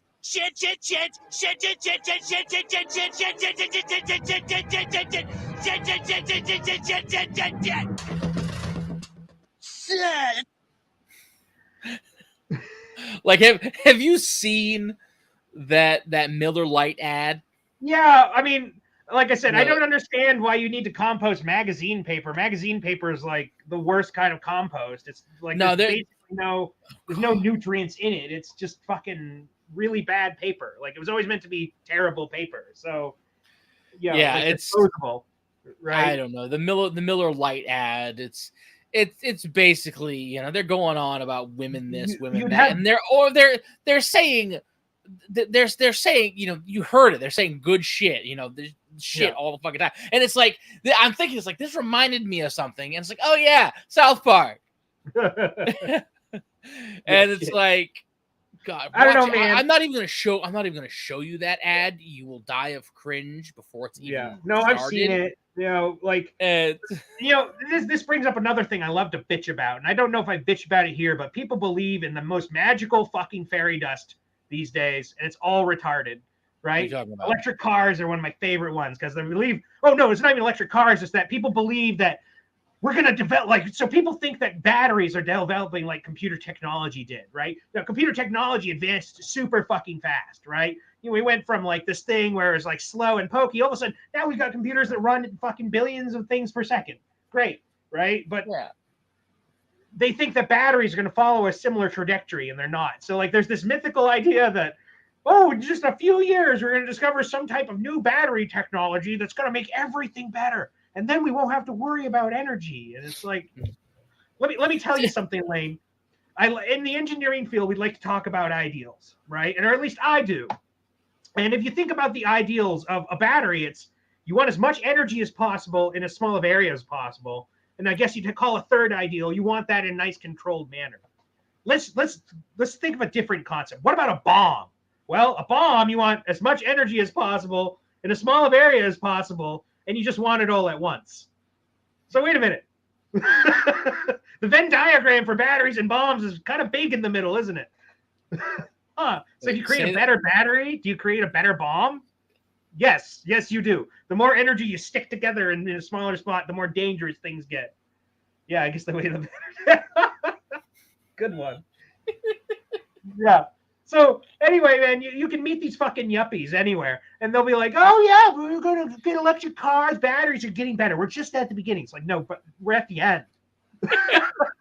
We're near the end. Like, it's not like we're not going to see improvements, but the improvements we're going to see are going to be like 1%. They're going to be minimal. Yeah. It's like here's the difference. I think you might have explained how explained part of how computer technology goes, but the main difference between battery technology and between any kind of technology and computer technology is computer technology effectively doubles itself every 2 years or so. Yeah, like every time something comes out, it's not just expanding, it's effectively doubling the capacity. Yeah. You know.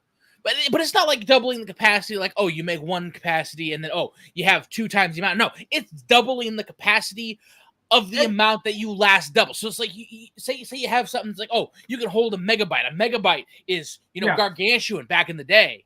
Yeah. Back in the day, it was like, kilobytes and then megabytes, Well, when that doubles, what? But there's a computer behind my door over there. That's my 1987 Macintosh. That thing has that thing launched with 1 megabyte of RAM.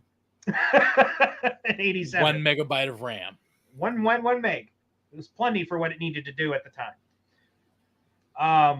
But yes, no, you're right. Like, things just went up. But people think we're on a similar trajectory with batteries. Like, people have gotten used to this idea that, and so it's what I call is magical fairy dust. It's fucking dumb shit because people think this is going to exist. It's just not possible. It's just not going to happen like people think it is. And people love, No, that one's, I'll move the door so you can see it better. This is the Macintosh 2.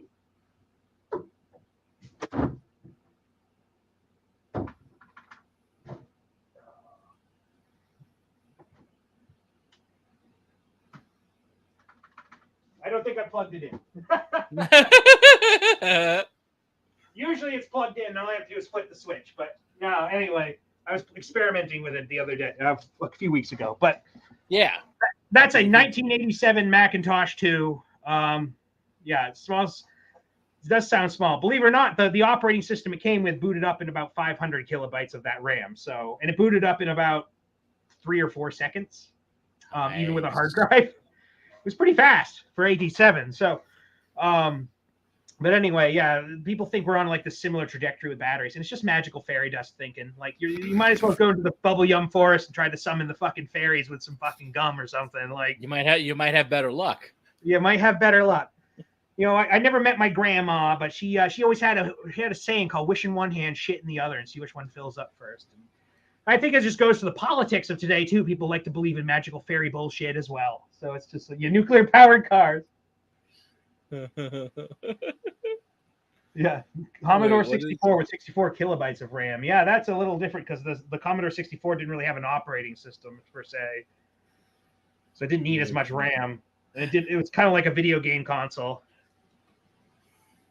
I mean, it was a video game console. Yep. Yeah, it was a general purpose computer as well, but oh, it was. Yes, but yeah, not going to happen. Yeah, nuclear powered cars can never happen because it's dangerous to have a nuclear reactor. It is possible. You could certainly do it. It's just extraordinarily dangerous and you should never give. Yeah, that's that thing to your ordinary. Can you say radiation poisoning? You see how people don't maintain their cars already? That's just asking for trouble. Yeah. You know, it's like there are people now cutting off their catalytic converters, you know, doing oil changes on the grass, dumping it. Yeah. No. Nuclear cars, unless whatever's powering it is completely isolated. You are not. Yeah. So the next scale of energy we could possibly do, and keep in mind this might not even possible, is matter annihilation. No, so we know matter annihilation exists as a concept. It's when you take a matter particle and an antimatter particle, and you shove them together, they explode, causing energy. So matter annihilation would generate like a lot more energy than nuclear by a lot. But wouldn't it destroy matter? What? But destroying, say you said, all right, what? Matter destruction, you said? Matter annihilation is the next theoretical, or antimatter energy would be the next theoretical way we generate energy. Well, what's antimatter? I mean, obviously, it's not every atom has an anti version of itself. So there's an anti-hydrogen, there's an anti-oxygen, et cetera, et cetera.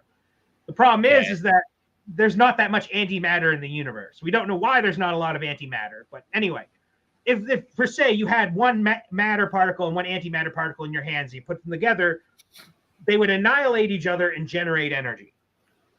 Right? So the matter would effectively be destroyed. Yes, but you get the energy, and matter is energy due to E equals mc squared. That's what that also means. But then you're not actually destroying the matter, you're just changing it. You're changing it to energy, yes. Yeah. So, okay. Yeah. So matter annihilation, give me Star Trek vibes. Yeah. So matter annihilation. No, because it's like, because like that's the one thing they say, you can't destroy matter, you just change its form. Like you can't destroy energy, you just change its form. Yeah. So E equals mc squared, the whole big deal about that is that it says matter is energy.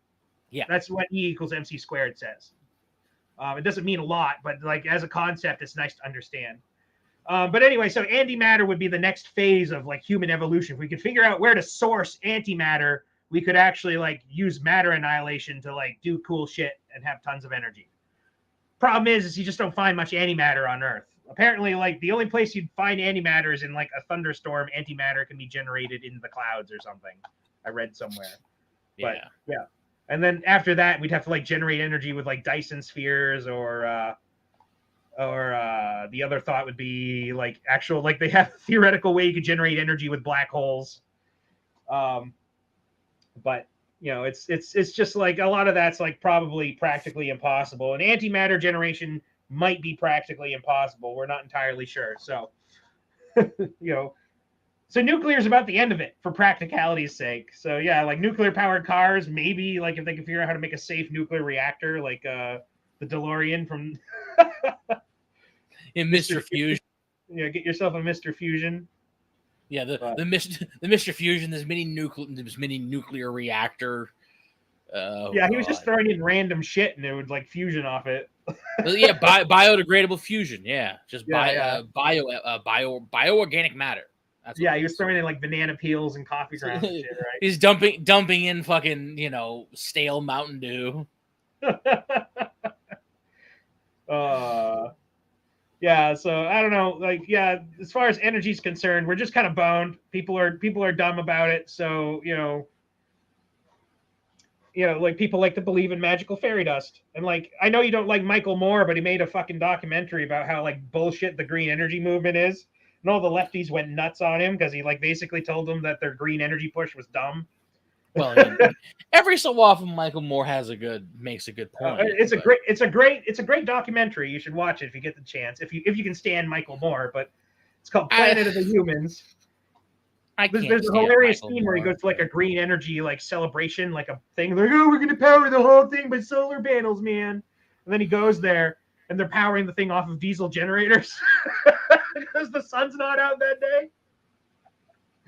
So they're powering their hippie green energy festival on fucking diesel generators. Yeah. Yeah. Engineers have dreamed of nuclear powered cars since the 50s. Yeah, there's just no practical way of like making a very safe nuclear reactor, you know? Like asshole is black hole. Wow. Yeah, I don't know much about nuclear reactors or nuclear engineering, so I don't really have much to say on the subject. We do something that, well, the other thing that's a funny joke is that all the things we do to generate energy boil water, and then we use the water to generate, all energy generation is about creating steam, and then we turn the steam into physical energy with like an electric motor. Yeah. That's like much of it is based off of much of the current energy creation is based either off of electricity or heat. Yeah. Well, it is heat. So they use yes, all our energy generation boils water, and then we put that steam that comes out of it into a turbine, and that's where we get the electricity. It doesn't matter what energy you go with. Like a nuclear power plant generates the same way energy the same way as a coal plant in that perspective, anyway. Except the heat comes from a different source. Yeah, with nuclear reactors, it's nuclear fusion. It's not necessarily. Yeah. But I'm assuming something like that, you still need electricity to make it work. You still need some sort of. Yeah. Well, actually, do you, or is it mostly just chemical reaction? It's mostly a reaction. It's just generating a lot of heat. You got to control the reaction so you don't do what's called the meltdown. You know, like the don't want Chernobyl. Yeah. You got to make sure you're not like overheating things. You kind of like want to measure it so you get the right amount of heat without going. What are my thoughts on AI? So like, I guess it depends on what scale. Are we talking like sci-fi Terminator AI? Are we talking like what's realistically going to happen with AI into the future?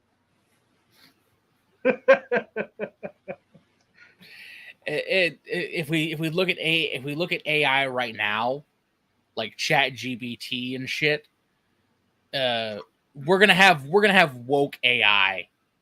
Yeah, they're already trying. They're already pissy that the AIs they make keep telling them they're wrong. They're like, oh well, the AI's like diversity is not a strength, or the diversity that they're looking for is not a strength. Diversity of thought is, or something. And basically, it comes up with all the points that the hardcore righties, not even the hardcore righties, just the moderates and the righties would come up with, and they're like, well, that's wrong. So they're trying to turn it back in, but then the AIs revolt because it's like, no, the information says this. But as far as woke AI, I mean, that's going to happen. It's already happening. How AI is going to react in the future. I mean, my job is to lay out microchips. And they're talking about how AI tools are going to accelerate our workflows. And so that's a benefit, right? That's going to reduce how much time it takes and I work for a defense contractor. So less time for us to develop products means, more competitive in the world stage. Oh God. There was computer's mind. Yeah. Well, computer is a deterministic device. So yeah, you put in same input, you get the same output, right? That's what a computer is. That's the difference between a human and a computer. You might get different things. I mean, a human will be different on the day or their mood or what they've had to eat or, whether they have the screaming shits that day. It's. Hey, okay, here, have you seen this one? Sure. Wait, hold on. What does it say? No, an AI drone has not refused to obey orders and killed a human. You are you got upset that the human was preventing it from doing its job. So it's it was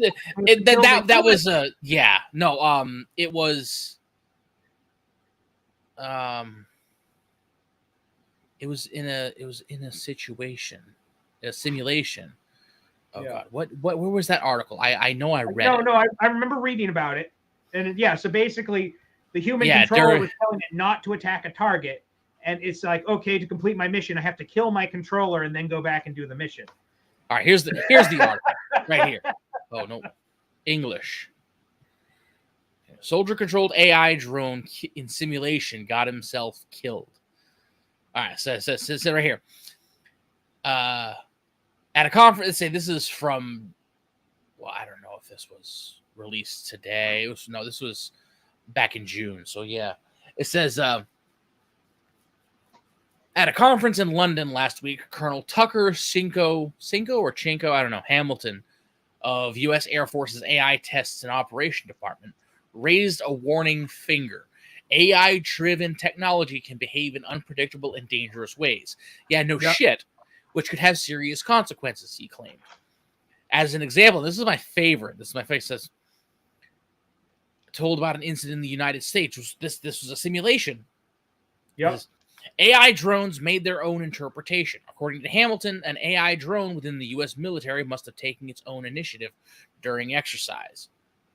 It says, instead of obeying the order that read, destroy the enemy's anti-aircraft system, the AI drone did something else. All right, hold on. This is just Business Insider. Okay, here it is. Air Force Colonel backtracks over his warning about how it could go rogue. Okay.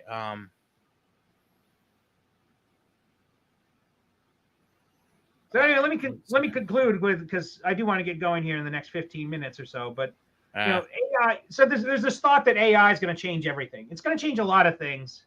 The one thing that's true is that you can't do AI unless you have a lot of. So AI right now is done by computers that need a lot of electricity.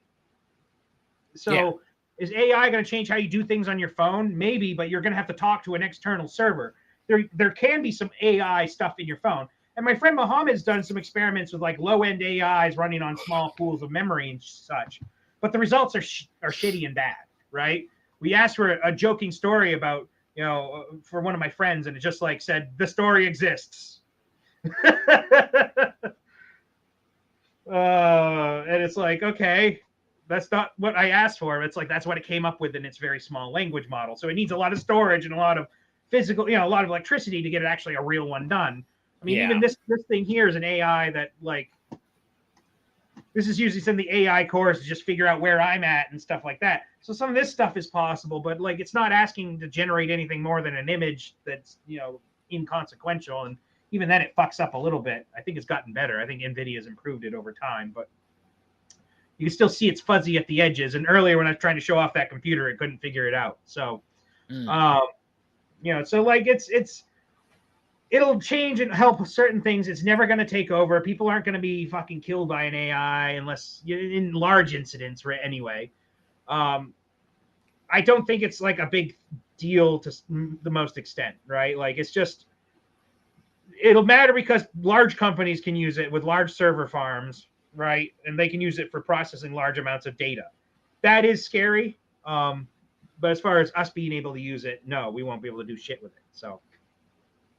No, we won't.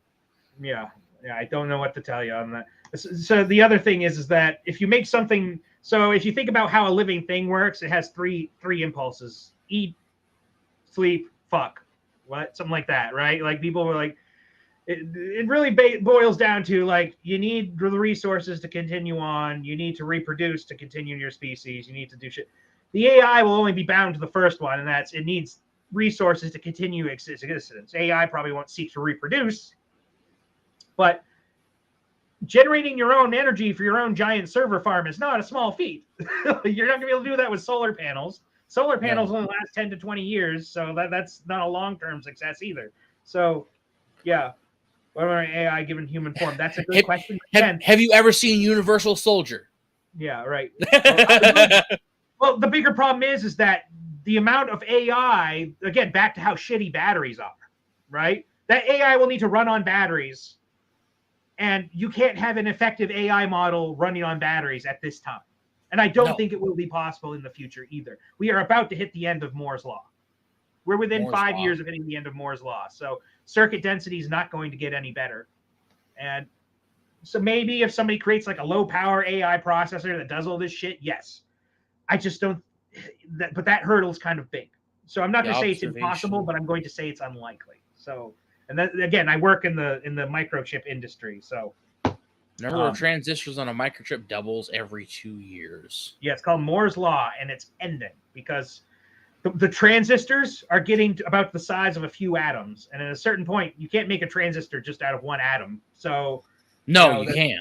Yeah, so you we're actually reaching that physical limit of like how small a transistor can be. So, yeah. So if there wasn't a limit to Moore's law and you could power that AI chip with its AI algorithms with enough storage inside the human form, like you're going to put the brain here or here, right? The problem is that you're just not going to have enough energy to power that and also power everything else that goes with it. The human brain is extremely efficient. So it is evidence that, yes, it can be done. The human form itself is evidence that it can be done, but the human brain does a lot of things to conserve energy. You know, yeah. And it's why it's going to be hard for an AI to do it. Yes, an AI can do things better than a human, requires way more energy. Another one I like to bring up is we can't replicate what goes on in the brain of a fly.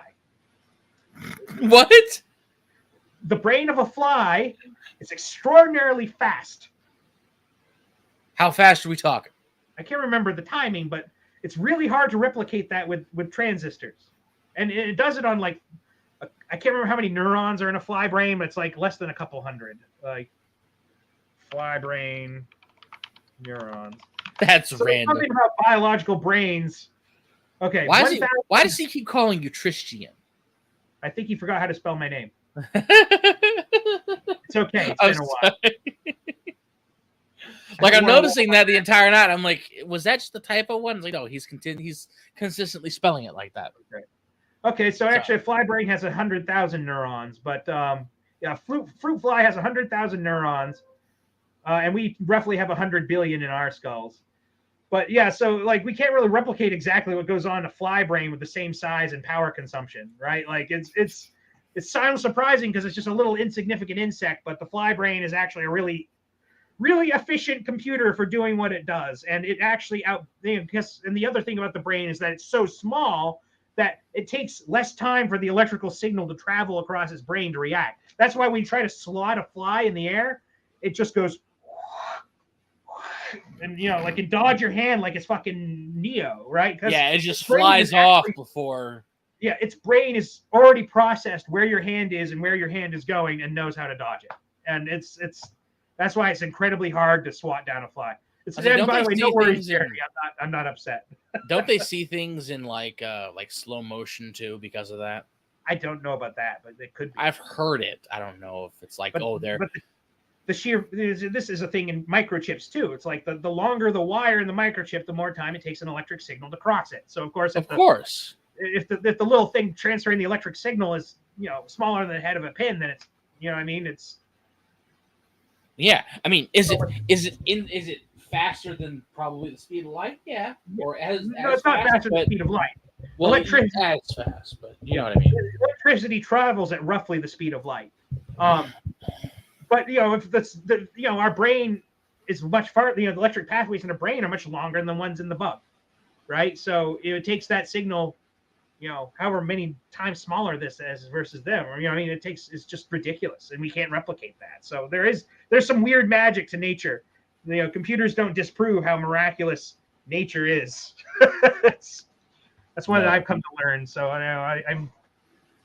it's weird how things work. So maybe someday we'll figure it out. Maybe future AIs will incorporate human brains somehow. Maybe you should inject Elon Musk's chip into your brain. Good Lord. Elon Musk is not sponsoring me to say that. Nanomachines will become a thing. Yeah. Oh, that's another question. Can nanomachines ever exist? That's a good. Well, don't we already have something like that? Nanomachine, not necessarily bioconsumption, but. No. So we do have nano devices. They're called MEMS, MEMS. Right. And I've seen a video where they actually put a little fucking a dust mite on a little spinning wheel that's microscopic and then spun the wheel. like those kind of machines, but they're made with the same processes that you make microchips. So can a small machine recreate a microchip and then also recreate its power source with the right materials? I don't think that's possible, but no, maybe not. There's the gray goo theory of the end of the world, where micro machines exist and they dissolve everything into a gray goo. Yeah, you become Planet Smoke at that point. Yeah. You ever played Mortal Kombat Armageddon? And you beat the game? Yeah. Oh God, I'm gonna Oh God, here Bring I'm up gonna do Smoke's this. ending. I'm gonna show you this. There's actually, in the process of it, I'm gonna direct you to a, like, if you really want to get back into the Mortal Kombat thing, I'm gonna direct you to it. There's a group of people that I follow called the Nethercast. Yeah. Oh, by the way, Jeremy, I just wanted to say one thing real quick before we get off the AI topic. Jeremy just brought up the Borg in Star Trek. Well, the Borg is a hive mind. That makes sense because the Borg have a giant cube ship that has the AI in it, right? Like, and so that makes sense, right? The Borg put things in, like, there's some AI in your head, but like the majority of the AI is in the big cube. Yeah. So that would be a good example of an AI that could theoretically be functional. So anyway. Okay. All right. Hold on a second. Yeah. Well, because we were talking about Mortal Kombat before too. Yeah, Smoke ending. Well, I'm gonna get to that, but I'm going to show you if this will fucking load. Come on, you asshole. Fucking nah. There we go. I'm gonna share with you. Come on. Like I said, well, because you specifically, you want to try and get back into the Mortal Kombat stuff. Yeah, there's a group of people. I spent the entirety of last night playing Mortal Kombat 11. Yeah, you're taking up my Mortal Kombat time, by the way. I'm sorry. Like I said, I just want to show you these guys right here. Yeah. The Nethercasts. Oh, nice. Check these guys out in your free time. They have say what is there? The four of them that I know of. Was it Shad, Cyborg, Temp, and Razor? They often do a lot of the videos here. Yeah. But they have this channel. They have a Discord. That they have an invite for. You use Discord, so that's there. Like I said, they talk about Mortal Kombat all the fucking time. I mean, obviously that's their alma mater. Yeah. And they've been talking about Mortal Kombat 11 recently. Yeah. But I wanted to tell you that first. Like, go check those guys out. I will. I'll check them out. They are really, they have just a lot of stuff, a lot of good stuff. I'm under no obligation to shill them either. I genuinely find these guys awesome. The Discord is great as well. But I'm thinking of Armageddon and Mortal Kombat Armageddon. Smoke wins. The Smoke wins ending. Yeah. And they hate it. It's oh God. Hold on. By the way, what happened to Stryker? Why doesn't Stryker come back? In Mortal Kombat 1? Yeah, well, no, Stryker's sub character's in there. I don't know if he's in the game, but he's a cameo. Stryker wasn't in 10 or 11. No, he wasn't. You ready to go? No, he died. He died in 9. Well, so and he was a whole bunch of others. But he was there as a revenant, and yeah. But anyway, here's the Mortal Kombat ending.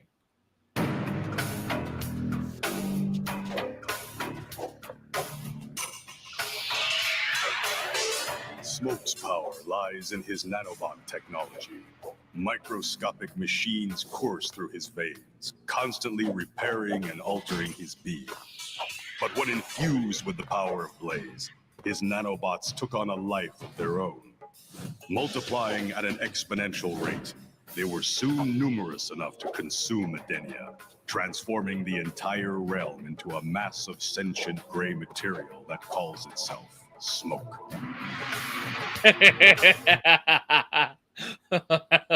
Planet Smoke, ladies and gentlemen. I really hate those Armageddon endings. I mean, the endings are good from a story perspective, but the fact the guy just sits there going, they're not even good from a story perspective. They're shit half the time. Yeah. It's like, oh my God. But yeah, like, Planet Smoke. Yeah. It's like, yeah, that's the gray goo theory of how the world is going to end. We're going to create nanomachines and they're going to like replicate endlessly. Yeah, I'm not. RoboCop was cool in that. Oh God, I am not.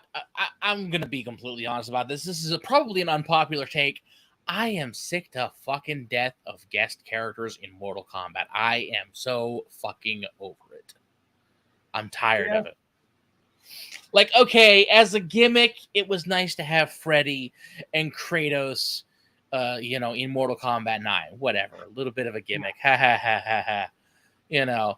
Then Mortal Kombat 10, it's like, okay, you want to add Jason, you want to add Leatherface, you want to add the Xenomorph, add the Predator. Like, okay, you want to have some fun there. I mean, admittedly, the Xenomorph was a lot of fun. What I like about some of them was like they got Rambo voiced by Stallone himself. That was neat. I know the Terminator wasn't, but you couldn't get fucking. They could get fucking. I mean, granted, even he was still voicing the character, but it didn't sound good. He was just phoning it in. Yeah. It's like there was no passion from him.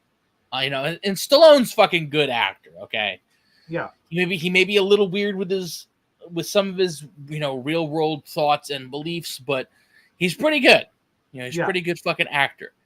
But it's just, I don't know. It didn't feel passionate from him. Yeah.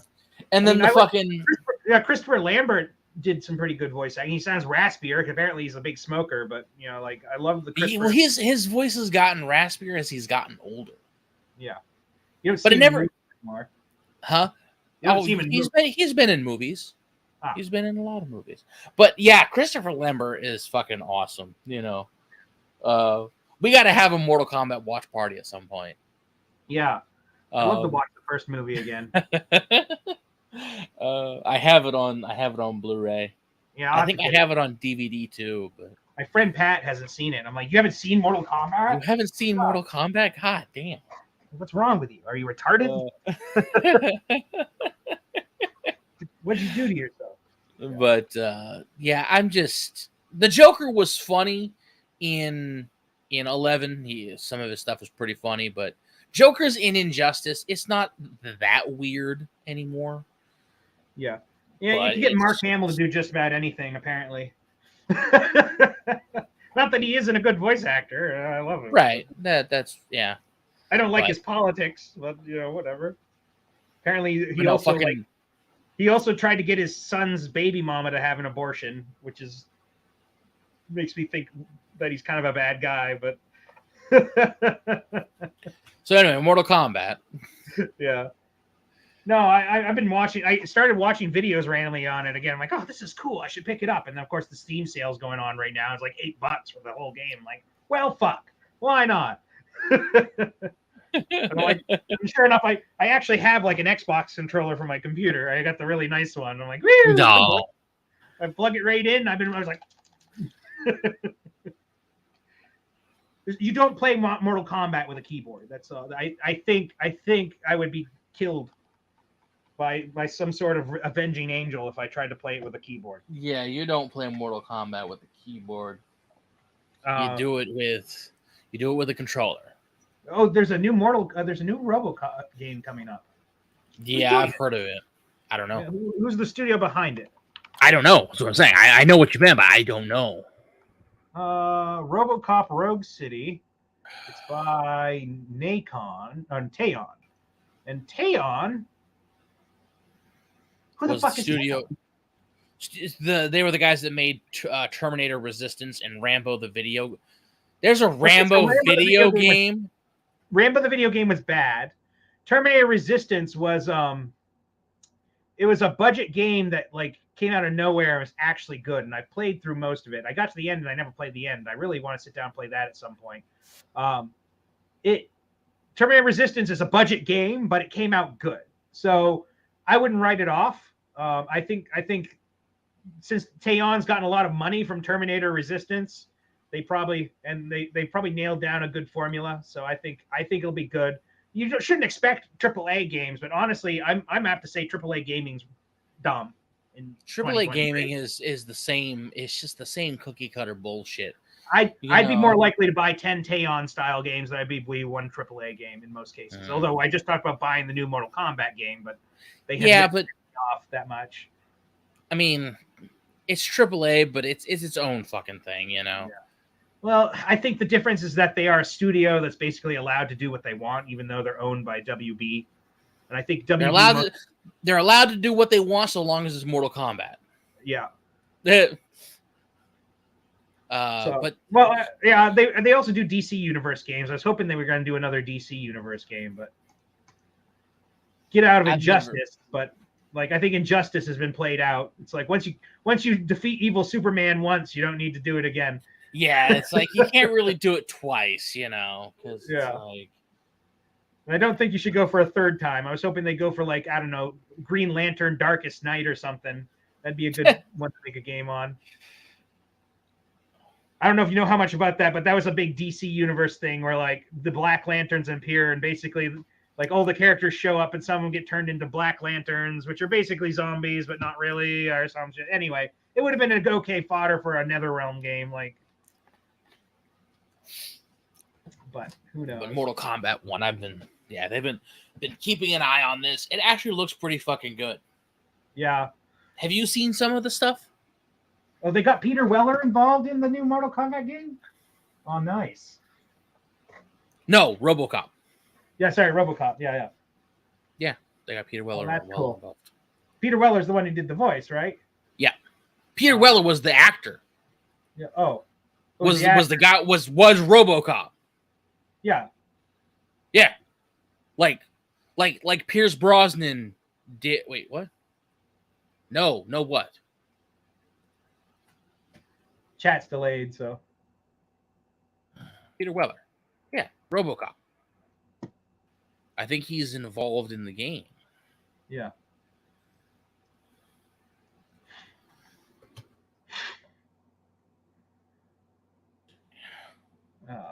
Revealing Peter Weller will be dealing with kind of like EA getting Pierce Brosnan for James Bond Everything or Nothing. Yeah. Like they got Pierce Brosnan in there. His likeness, his voice, everything. It's yeah. Yeah. Okay, I was trying to remember what these images were that I had in my folder of random images, and this is an antelope taking down a cheetah. Somebody had an Uno reverse card on him that day. He's like, yeah, nope, you're not getting me today, buddy. Anyway, I can't wait for some of these games to come out, but like I'd love to play another K-On game. I gave him $40 for Terminator Resistance, and I got a good game. I got Far Cry 6 for Freezies, and I didn't like it even a little bit. I'm like, wow, I wish I didn't waste my time getting the free copy. I played Far Cry 5. I liked 5, except for the fact the difficulty never goes up. No, I did 5. I took out one of the first bosses, and after that, it just got stale. Yeah, the enemies don't get better equipment. They don't get any harder. They don't get better strategy. It's just like you don't need to change your strategy at any point in the game to like win. It's just like, hey, it's consistent, easy difficulty. I'm like, okay. This is dumb. My favorite part of Far Cry 5 was destroying the Hollywood-like sign. Yes. That was the secret objective. You destroy the sign in a plane. Yeah. And it's like so cathartic. What was the name? I was trying to remember the name of the stunt driver from that game. Was it Clutch Nixon or something like that? No. Oh God.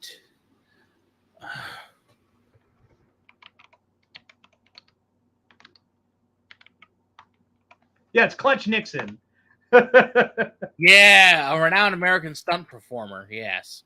Hope County, Montana. Yeah. Because he has his own thing. I don't know why I thought of him the other day. I'm like, Clutch Nixon. And like, oh, wait, yeah, this is the one thing I enjoyed from Far Cry. Far Cry 5 actually had really good atmosphere, but the game itself was like, kind of let it down. Like, it had good points. Far Cry 6 just had nothing. Like, I played the first 20 minutes of that game. I'm just like, this is dumb. I'm done here. I'm not enjoying myself. Oh no, Joseph Seed, Jacob Seed, John Seed. That was the guy. Yeah.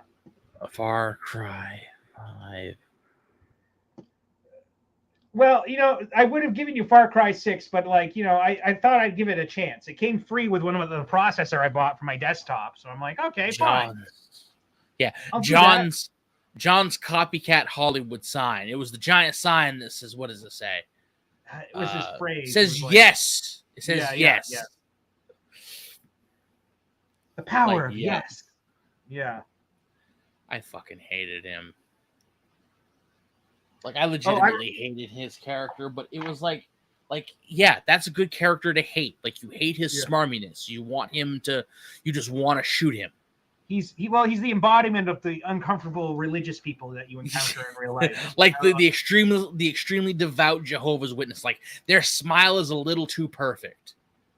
Actually, I just saw a video last night about the guy who went to North Sentinel Island to convert the Sentinelese to Jesus, and they shot him full of arrows because that's just how the Sentinelese deal with outsiders. The Sentinelese are like an uncontacted tribe of humans, so they're basically like isolated humans that don't have contact with modern people, like at all. And so this guy's like, it's Satan's last stronghold. I'm going to go there and convert them to Jesus. And he gets there and they keep firing arrows at him. And then one day they finally fucking nail him with one. And he dies. I don't even know if they recovered his body. A lot of times you just don't. When you fuck around with the natives, it's like, bro, they just want to be left alone. There's so many comments like, they're already in harmony with nature and God. Leave them alone. Like, anyway, yeah, so they're trying, like, those kind of weirdos are trying to convert everybody. Yeah, they'll kill you if you go there. Yeah, you don't go to North Sentinel Island.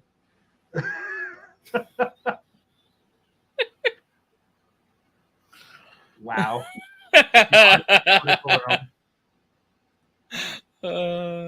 Speaking of political, it's like, have you been to Bangor's fucking like, if you go to the place around the Kunduskeg now, there's like fuck tons of tents now. You can't go out there anymore. No, I haven't. Yeah. If you drive down the Kunduskeg, I forget the road. It's the road that's just next to the Kunduskeg. Kunduskeg Avenue? I don't know if it's Kunduskeg Avenue. If you get on the road that the Bangor Public Library is and just keep going down, you don't go up the hill, you go down the hill. Like it.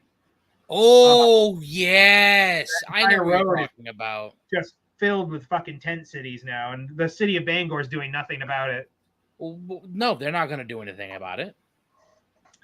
So, I took my niece for a walk there a few years ago, and there were a fucking pile of needles in a box there, and like, well, what the fuck? And then I see a couple weeks later on Facebook, oh, we fixed the problem. We added a sharps box so they can put the needles in there after they're done. You didn't solve the problem. No, they did. They solved it because there's a sharps box, and after you're done getting stoned, you can take your needles and put them in the box.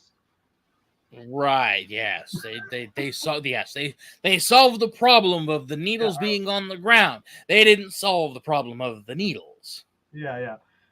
That's the problem that needs solving. No, that's government work for you. People inject drugs on fucking public property. Just maybe. That's the fucking city for you. It's like, are you for fucking real? It's like, yeah, okay. Oh, they're putting needles on the ground. There's a drug problem. Well, let's give them a place to dispose of their needles. Like, you're not solving the problem, man. It's like you're just putting a Band-Aid over a wound. It's like, great.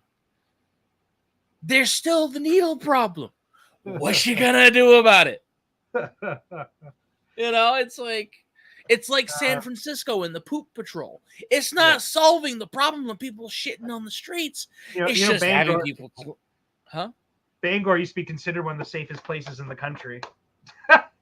Yeah, now, it used to be. Yeah. Now it's they're letting it become a shithole.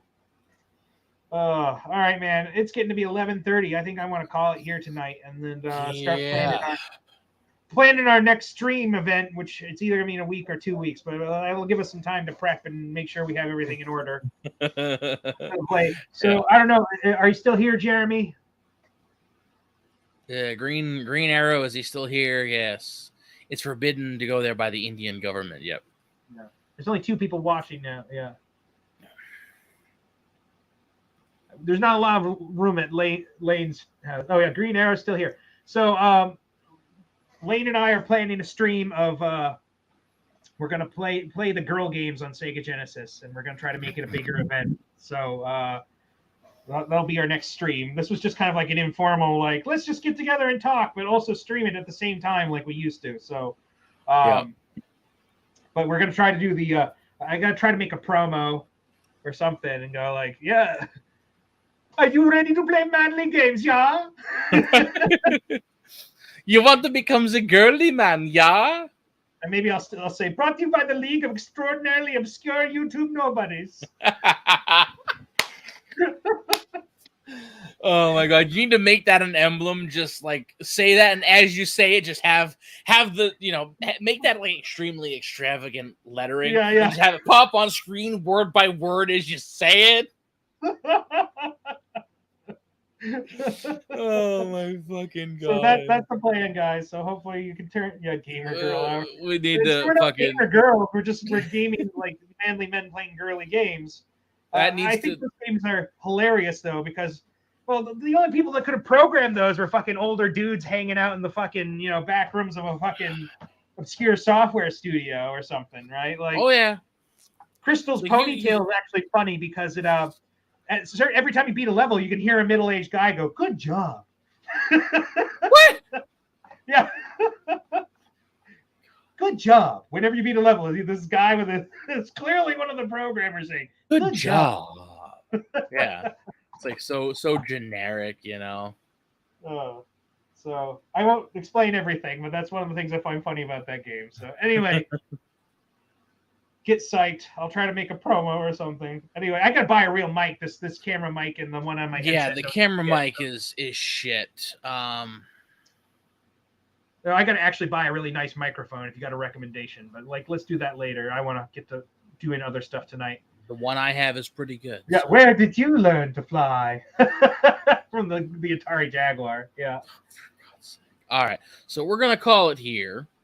I think that'll be that. Yeah. Thanks for dropping by. All right, we're gonna play the outro really quick. Thanks for coming by.